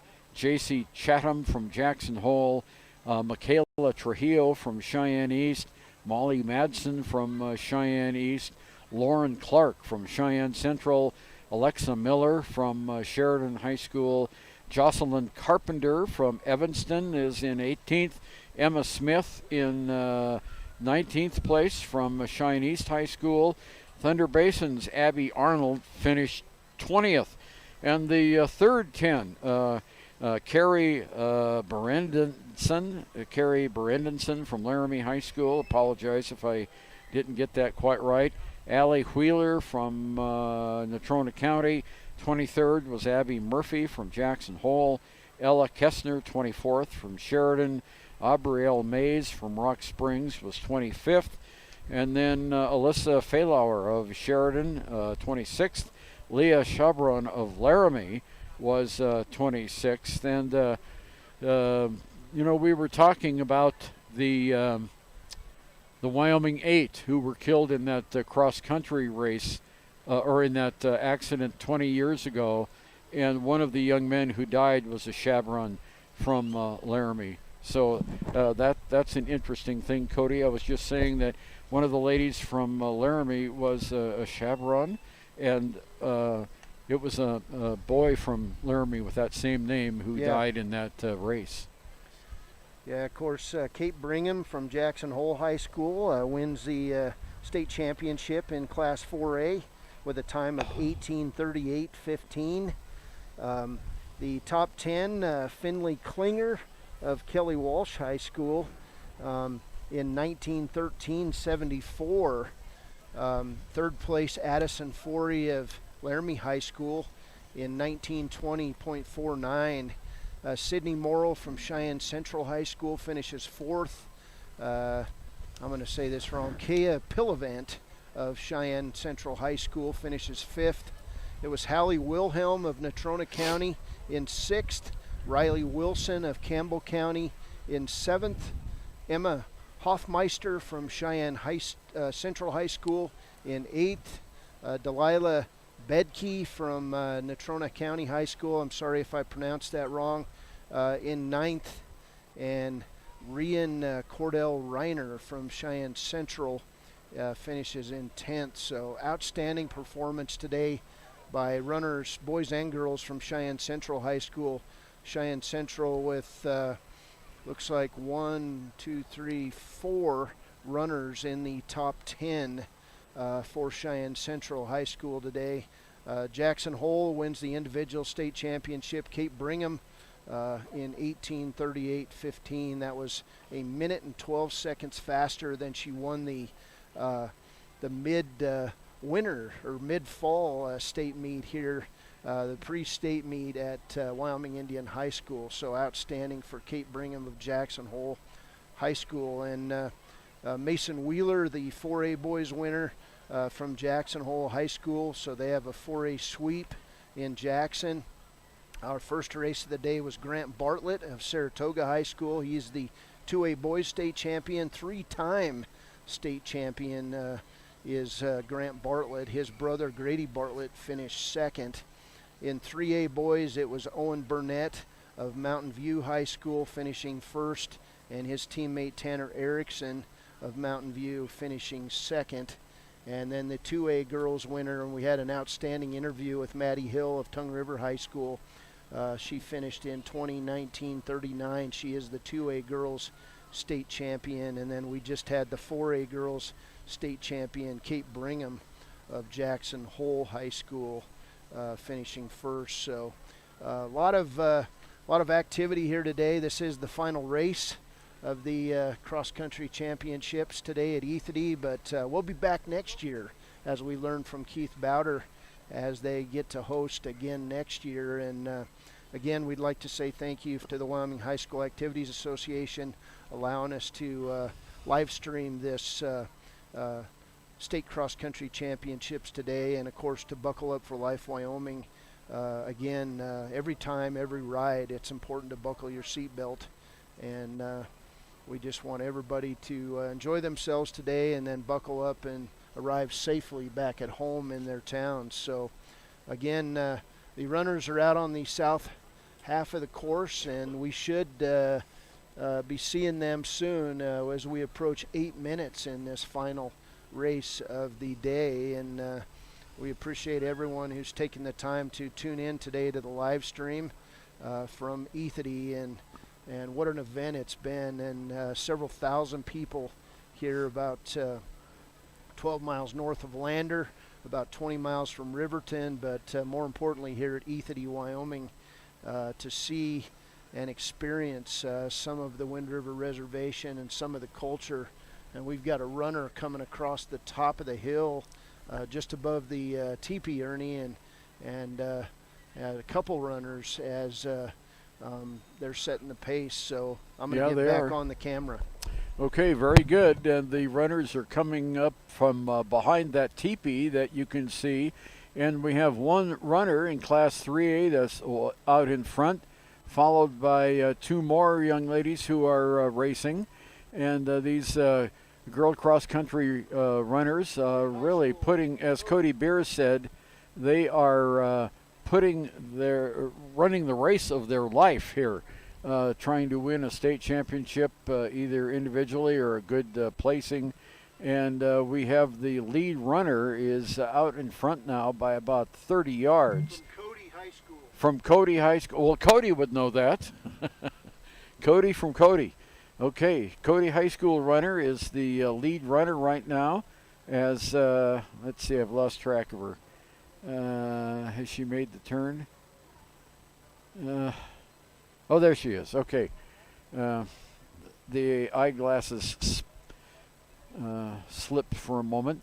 Okay, Cody High School, the runner from Cody, is in first, and coming around in second place. Well, I can't read that uniform. Rollins runner is in third. The former all-everything runner, Sydney Torgelson, has graduated, so she's not here today. More runners coming around the course. There's a runner from Wheatland, and there's a Lander Valley runner, and looks like a Warland runner. And we've got folks turning the corner pretty fast. Another runner from Mountain View in their purple. Another runner from Cody. Another runner from Cody. And looks like we've got a Warland runner. And turning the corner here now for Class 3A. And they're starting to get all bunched up. But we're past the halfway point now for the leaders. They're well in front of the pack here at the girls Class 3A. The last meet here, the last race of the day, as they are reaching the halfway point, and we'll start on the northern Circle 8, Figure 8 course here at Wyoming Indian. Oh boy, good look at that. The sun has come out, Cody. We're getting a real nice bright sunshine here. The clouds are kind of passed us over, and that's nice. The sun is shining down on the Wyoming State Cross Country Championships here in Ethity, and we certainly are glad of that.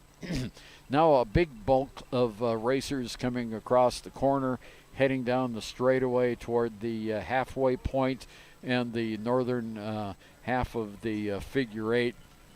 And I'm going to put my glasses to see when they finally get across and go right next to Wyoming Indian Middle School, and also right there is the Wind River Tribal College, and then St. Michael's Mission, and then they turn and head up the Blue Sky Highway, next to the Blue Sky Highway, for a couple hundred yards, and then make the turn again and come back the straightaway toward the finish. And Rich Davey here, longtime Lander cross-country runner, says hello as he walks by. Doesn't want to be interviewed, so he turned and ran. How you guys doing over there? Doing good? All right, that's great. A lot of friends here today from around the state, and you know, of course, that's what happens when you have a state culminating event. People show up from all over the place, and we still haven't seen the runners make a turn there on the north half of the figure 8, but they should be showing up very quickly. Got a lot of spectators out on the course. You know, that's the fun thing about this race, Cody. We have a tremendous number of fans here on the hill, and you can see most of the course from right here. It really is a great advantage point, which you don't get to see most of the time from a cross-country race. Well, we're very proud to be here, Ernie, today, and you know, these 3A girls out on the course. And oh, there's the first runner. Boy, she is way out in front. Probably has a 40-yard lead at this time, that runner from the second place runner. And now there's about another 40-yard gap for the third place runner. And then they're starting to bunch up again. And this is the fastest part of the course. Yeah, the first runner out there is from Cody High School still. And we've got footballs flying around here. We've got people with with dogs out here, of course. On leashes. Yeah, thank God. And but people enjoying themselves now that the sun is out, and we've had good spotters out on the course, and you can just see it's just quite an event, and we're very proud to be part of it. It's been a great day, and you know, at 1:30 today, the Wyoming Cowboys kick off their homecoming game. So about 33 minutes from the start of Wyoming Cowboy against the football. Lobos. Yeah, from New Mexico. So. Well, as you can see on the screen, all the fans that were over on the southern part have rushed over here to the southern or to the northern part. Yeah. We've got the ATV coming, and the final runner in the Class 3A girls race is making her way toward the halfway point. So this group is going to be spread out big time here, as the lead runner from Cody probably about 75% through this course. So 16 minutes into the race right now. So she'll have a good time. Oh yeah, for sure. Yeah. The winner of the 4A girls today set the course record for the second time, Kate Brigham, in 1838-15, and so they'll probably finish somewhere in that time range. The 4A winner, Kate Brigham. Maddie Hill was the 2A girls state champion from Tongue River High School. She finished in 2019-39. We'll go over the boys here. Owen Burnett of Mountain View High School wins the state championship in 16:16:47 today. The 4A boys state champion, Mason Wheeler of Jackson Hole High School. He finishes in 16:10:45. And Grant Bartlett of Saratoga wins his third straight state championship in 17:01:83 of Saratoga High School.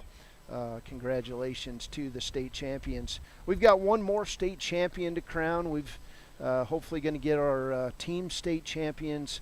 I'm going to actually take a walk when we get through this and go down and see if we can get the state champions before we sign off. But it's been an outstanding day here at Wyoming Indian High School. And the runners were waiting, and there she is. She's in the lead. The young lady from Cody just came into view. She is right at that second batch of runners. You can see her right there in the white uniform.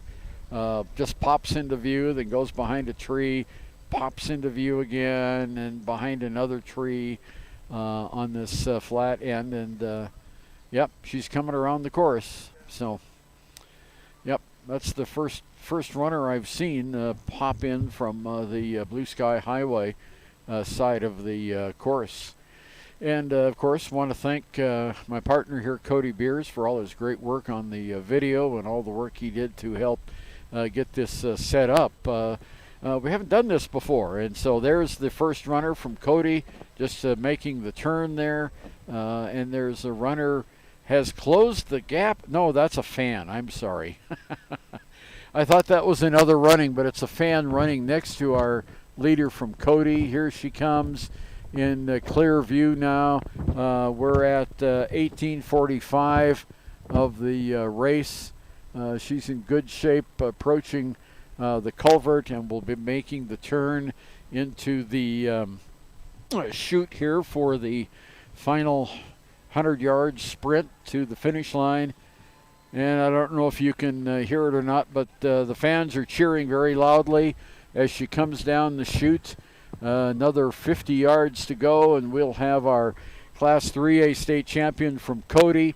She's making the turn now toward the finish line at 19:25 and crosses the finish line at 19:26. And she's about to fall over there, and she is being assisted by one of the members from the Richard Pogue American Legion post there. Here comes our second place. The runner-up is coming in from Star Valley. So we have 1, 2. Here's the third place runner, and that is, I couldn't read the uniform. She falls down. Then Lander finisher, Lander Valley High School.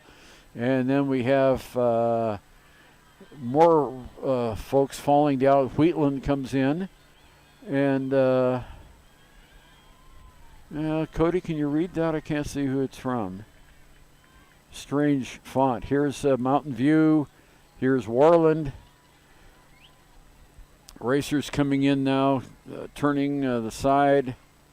And here's Buffalo Bison finisher. And now coming up the last 10 yards to the finish line from Lyman Eagles.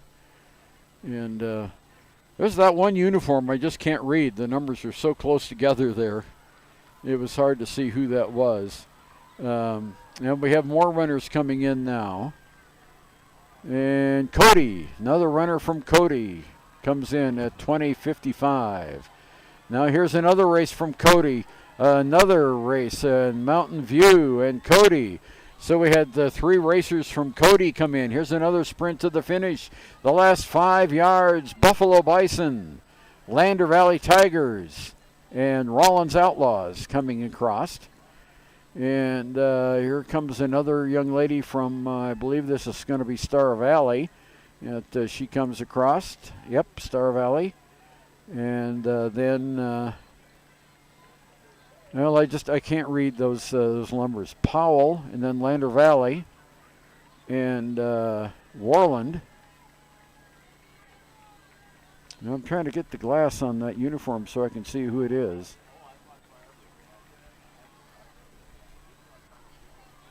Well, I still can't read it. Okay, Cody's going to go down now and see if we can get the results.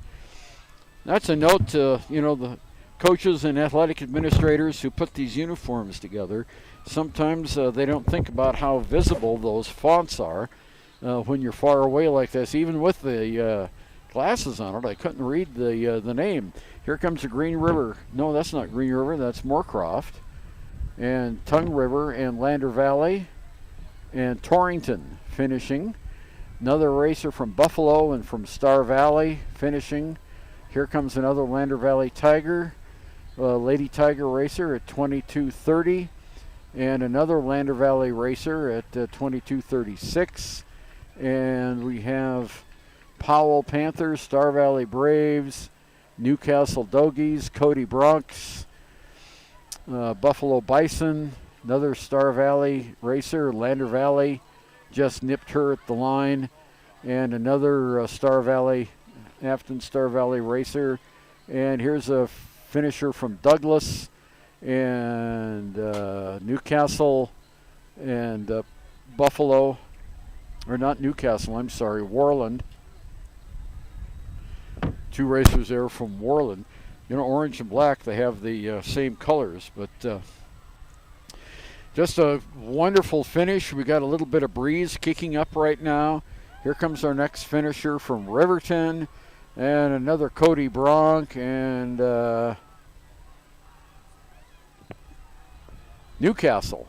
Okay, so we're getting that. A lot of folks coming in now hot and heavy from the races. They have Oh, bunched up and then spread out, and now they're racing down the side. Here's another good batch of racers coming in from Torrington and from Douglas and from Powell and Lander Valley and Powell and Torrington coming in, and Moorcroft. And here comes one more from Lyman, the Lyman Eagles. As this is the culminating event. It's been going on since August, and we're at the finish now. Just a few more racers to come in, and this event will be over.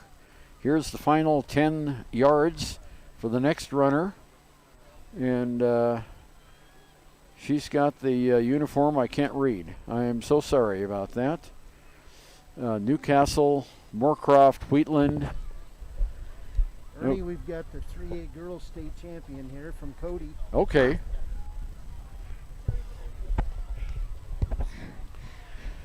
Okay, congratulate. Well, you know this course, don't you? Yeah, we ran it before earlier this season. Yeah, at the pre-mate. Yeah. At the pre-meet. How was it today as opposed to the last time you were here? Honestly, I think this one was better. I mean, I knew the course better, and the weather was much nicer. I think it was hotter when we ran earlier, so that was good too. Yeah, it was. Do you like running in the cooler weather? Yeah, I think it helps me a lot.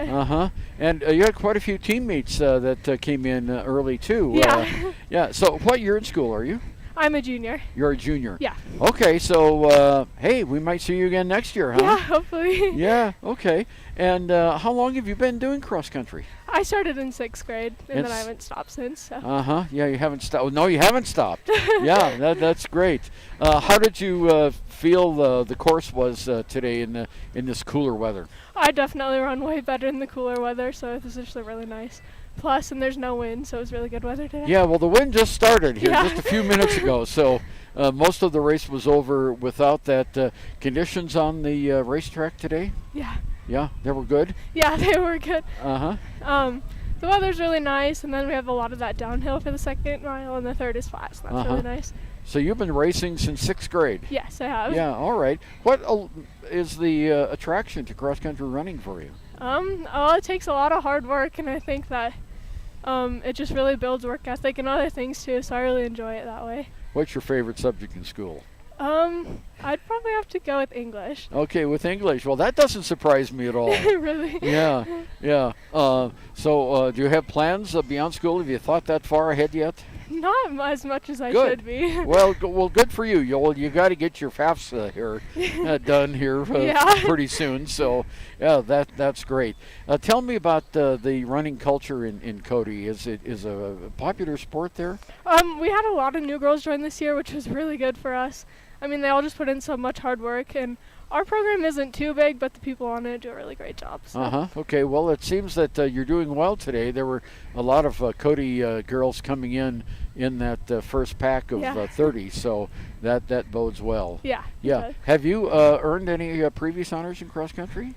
No. Oh, so this the pre-race, the pre-state race, and this one. Yeah. Yeah. Well, that's pretty good. And you're a junior, so you win the state championship as a junior. Yeah. Yeah. And your time today, I didn't notice what your time was. I don't know either. Yeah. Well, let's take a look and find out. All right. Okay. Here's the 2A. Here's the 4A. There's the 3A boys. What happened to our finishing here? Girls 3A. Well, I hope it didn't blow away because we had it set up here. Here's the boys team finish. And we haven't gotten it yet actually. Silly me, the race is still on, so we haven't got that fine. But when we get it up, we'll try to get that information to you. And what do you think about the culture here at running on the Wind River Reservation? I think it's really cool. I mean, they add a lot of cultural elements to it, and I think it's really interesting and fun to learn about, and they do a great job of being hospitable, so it's good. Yeah, and was that your same experience when you came here before? Yeah, it was. Yeah. They're just really nice people, and they do a great job of hosting a meet. So. Now, were you at the banquet last night? Yes, I was. Now, what did you think of the presentation by Billy Mills? I think that was so cool. just to be able to learn about him first and then actually have him talk to us was a really special experience. Yeah, that really is. So you don't often get to talk to an Olympic champion. Yeah. Or to hear them speak. Yeah, it's Yeah. really cool. Good. Yeah. What is the other exciting things that you've experienced here in E30 in the last day and a half? It's just, I don't know, I mean, they do a lot of stuff for us. I mean, we had dinner and then they did that presentation too, and I know at the state preview they gave away moccasins and teepees and things like that too, so I think it's a really special place to have state. Yeah, well, it is, and it opens folks' eyes to the culture of the Native American reservation Yeah, definitely. here. Yeah, well, good. Well, congratulations. Thank you. Now you've won here twice, and the state meet's going to be here again next year. Yeah. So, hey, third time maybe? Hopefully. Okay. Thank you very much for coming in here. And I had, let's see, what did I have? My memory is so short. Let's see. Tell me your name once again. I'm sorry. Ava Stafford. Okay, all right, that's it, Ava. Okay, wonderful. Well, congratulations. Thank you it's so it's much. wonderful. Thank you for coming up and Thank you. talking to us. I was going to refer to the 3A results, but we don't have them up here yet. The race is still on. Okay, Cody, anything you want to say? I want to thank everyone for putting on this meet and for everyone who's been watching us and cheering us on all year. Did you tell Ernie what your name was? Yeah. All right. Well, I'm a Cody High School graduate. So Oh, really? Congratulations. Thank you so much. All right. The 3A girls state champion Yeah. joining us here. So thank you. Thank you. Congratulations again. All right. So that was a great interview. Did you get her name, Ernie? Yeah, but I didn't. I forgot it already. All right. It was so Ava something, I believe. And I should have written it down, but I didn't have my pen right handy here. we're waiting for the results from Keith Bowder. He'll be running them up here. And here comes the ATV. So that means our last couple of runners are on the course. And then we'll wait and see what we have here. So most of the folks from the northern end of the course, or southern end of the course, have come down here to the finish line. We've got a big collection of folks here at the finish line, and of course then we'll have the awards ceremony. Are they going to do the awards right down here? Right down here on the wagon and Right here. on the trailer in front of us. Oh, okay. We're waiting for Keith Bowder. He's supposed to be walking us results and the team champions too, so we'll be able to report on that here coming up very soon here, and then we'll sign off of this exclusive broadcast of the 2021 State Cross Country Championships. And again, we'd like to thank the Wyoming High School Activities Association and Commissioner Ron Laird and also Buckle Up for Life Wyoming, which brought you this exclusive broadcast. And we want to remind everyone driving home today to always buckle up, every trip, every time. That's right. Every ride, every time, buckle up for safety. So, well, the final runner has just crossed the finish line from Rollins High School. And now the anticipation builds as to, okay, how did we do?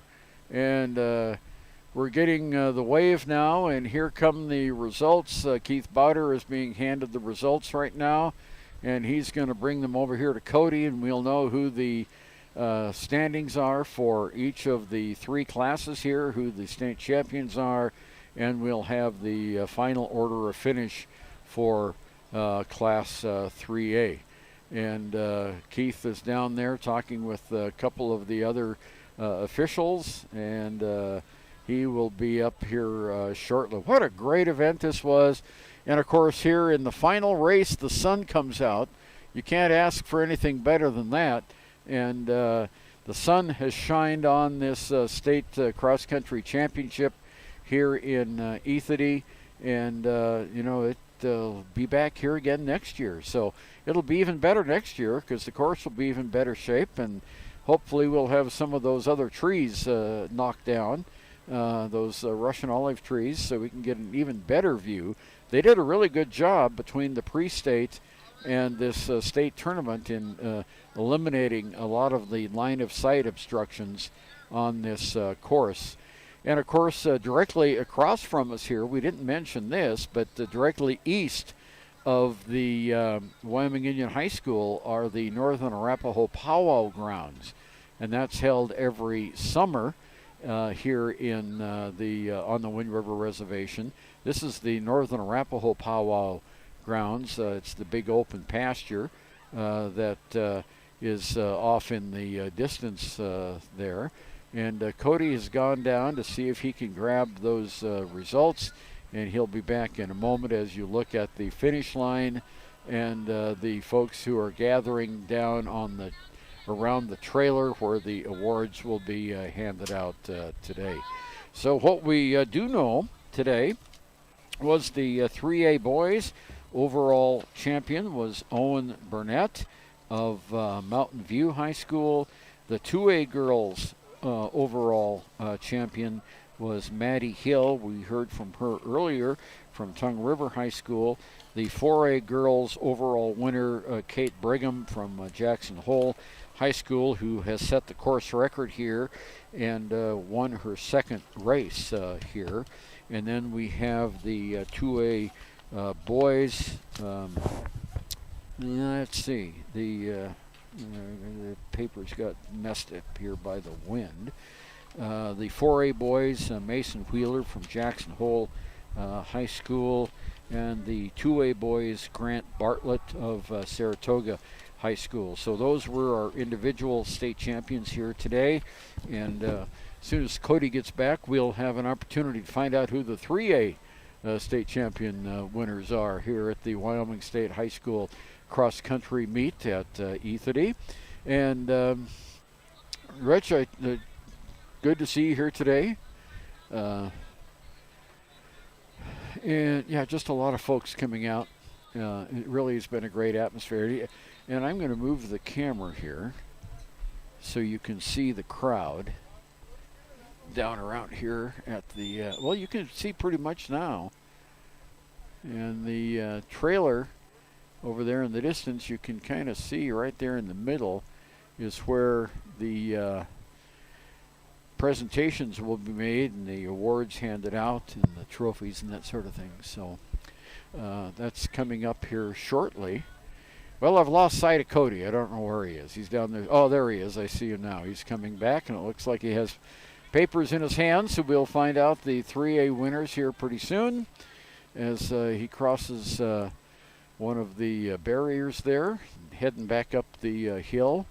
And across the way, the folks from the Richard Pogue Post in Fort Washakie are wrapping up their color guard materials and putting those away. We thank them very much for their support here today. Those were the folks in the headdresses who were at the finish line to help the athletes who were pretty exhausted when they crossed, to make sure they weren't injured as they came through the finish line. And now we are going to have the results, and here's Cody Beers. All right, in our 3A girls individual race, they're still getting us, he's going to bring us team totals in just a minute, but our outstanding interview with the 3A girls state champion, a junior from Cody High School, Ava Stafford, who finishes first in the 3A girls race with a time of 19:25.55. Second place goes to Eve Mavey from Star Valley High School.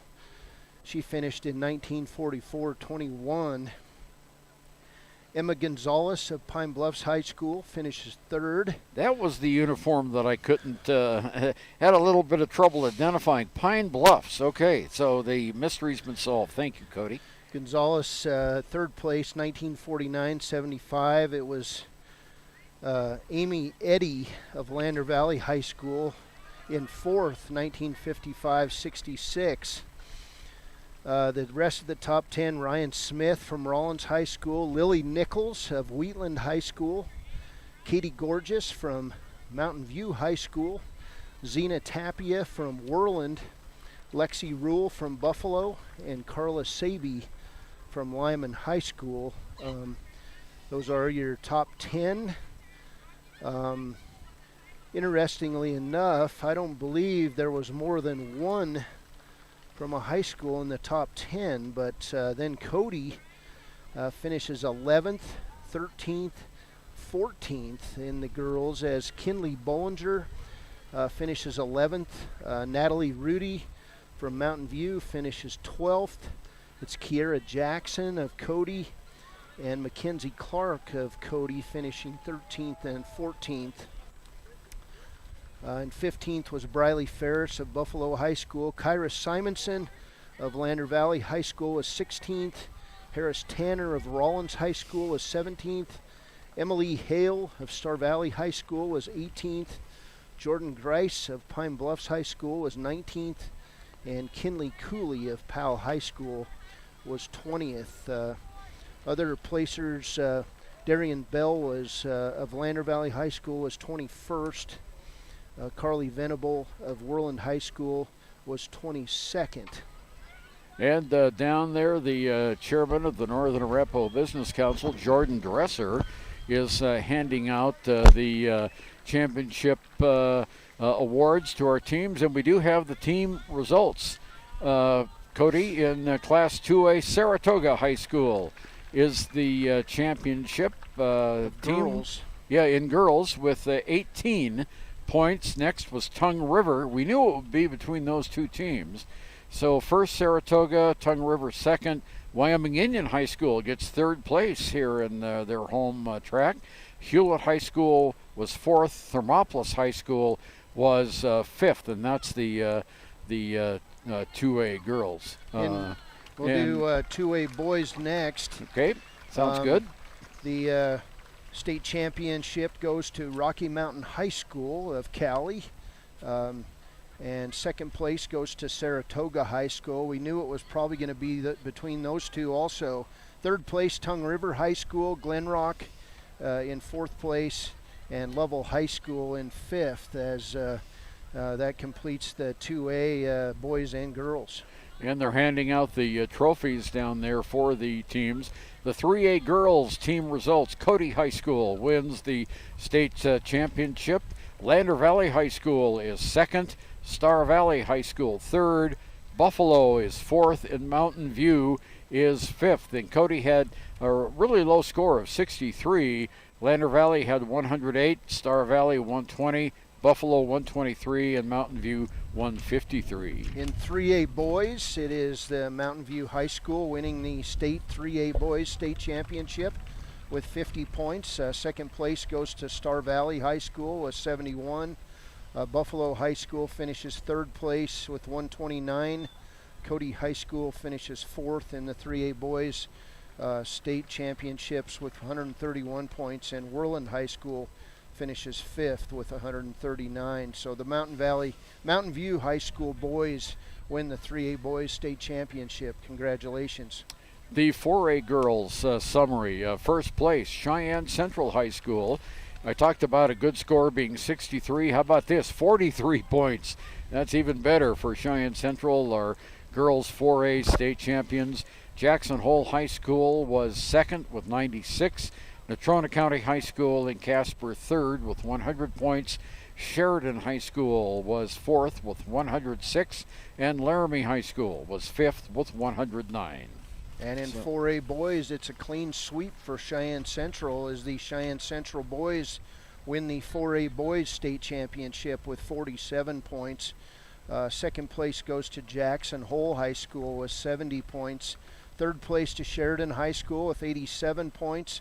Fourth place to Natrona County High School with 120 points. And fifth place to Kelly Walsh High School with 142 points. Congratulations to the 4A state champions, the Cheyenne Central girls and the Cheyenne Central boys, as they win state championships. Ernie, it's been a great day at Wyoming Indian High School as they continue to give out awards, and we've enjoyed bringing you this live stream event of the Wyoming State Cross Country Championships, streamed live on WYO Today at Facebook and at WYO Today on YouTube. And we're about ready to wrap it up here, but Wyoming Indian High School and Fremont County and the many, many hundreds of volunteers did a great job putting on this cross-country meet at Ethity, Wyoming. And, we had all 3 classes together here, which made it even more colorful, more interesting as the boys and girls are getting their trophies and their medals down on the trailer down there. Alita Moss is a longtime Wyoming Indian High School basketball coach who's won the last couple state championships, by the way. 3 in a row. 3 in a row. Yeah, that's right. Has been introducing the individual medalists, and then the team champion, Ed Jordan Dresser, the chairman of the Northern Arapaho Business Council, has been presenting those awards to the successful racers. So a great time, Cody. And tell you what, I appreciate the invite to join you on this broadcast. And thanks to our sponsor, who reminds you to buckle up every ride, every time. It'll save your life. As you said earlier, there's a lot of room in a car to save your life if you got your seatbelt on. Yeah, you want to stay in your seat and you want to have room to live. And today's vehicles are designed to give you that room to live in a crash. And so remember, every time, buckle up for life, Wyoming. We're getting ready to wrap it up here, but we want to thank you to Buckle Up for Life, Wyoming. We want to say thanks to Rusty Wirtz, who did all the technical aspects of the graphics and training me, which means you can teach an old dog new tricks. We want to expend special thanks to the Wyoming High School Activities Association, which gave us approval to broadcast and live stream this event to the fans of Wyoming, which there are a lot of people interested in cross country and a lot of young people who are very talented. We got 2 of the state champions on this broadcast today, and they were both very articulate and enjoyed the cultural aspects of this race in the middle of the Wind River Reservation. So Ernie, I just want to say thanks for stepping in. It's a big job to live stream for nearly 4 hours, and but we used our graphics. We had the opportunity to follow each race from the start to the finish. It's just been a lot of fun, and so thank you for being part of it.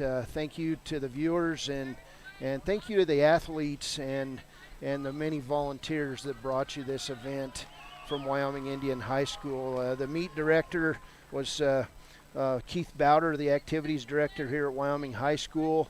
Tom Nyrider was the official starter. He's from Riverton. We had Trevor Wilson here from the Wyoming High School Activities Association, and we had other people here today too. But thanks, Ernie, and thanks to everyone watching. Hey, go Pokes, as they're set to kick off here in about a minute from Laramie. And thanks to the weatherman for bringing us a nice day, even though it was a little chilly, but a nice day. And congratulations to all the state champions and all the finishers of this 2021 state cross-country championship meet. So for Ernie Over, I'm Cody Beers. For everyone at the Wind River Radio Network and WyoutToday.com, including Leanne Sanderson, John Burberry, Rusty Wirtz, Ernie Over, Kirk Baxter, who does a great job getting us on the air always. Have a wonderful afternoon, and we'll see you next week as we broadcast high school playoff football. And Ernie will be in Lander, as Lander will host next week. And Friday night, Jason Peterson and I will be in Shoshone covering the Wranglers. So for Ernie Over, I'm Cody Beers. Have a wonderful afternoon. Good night. Drive safe.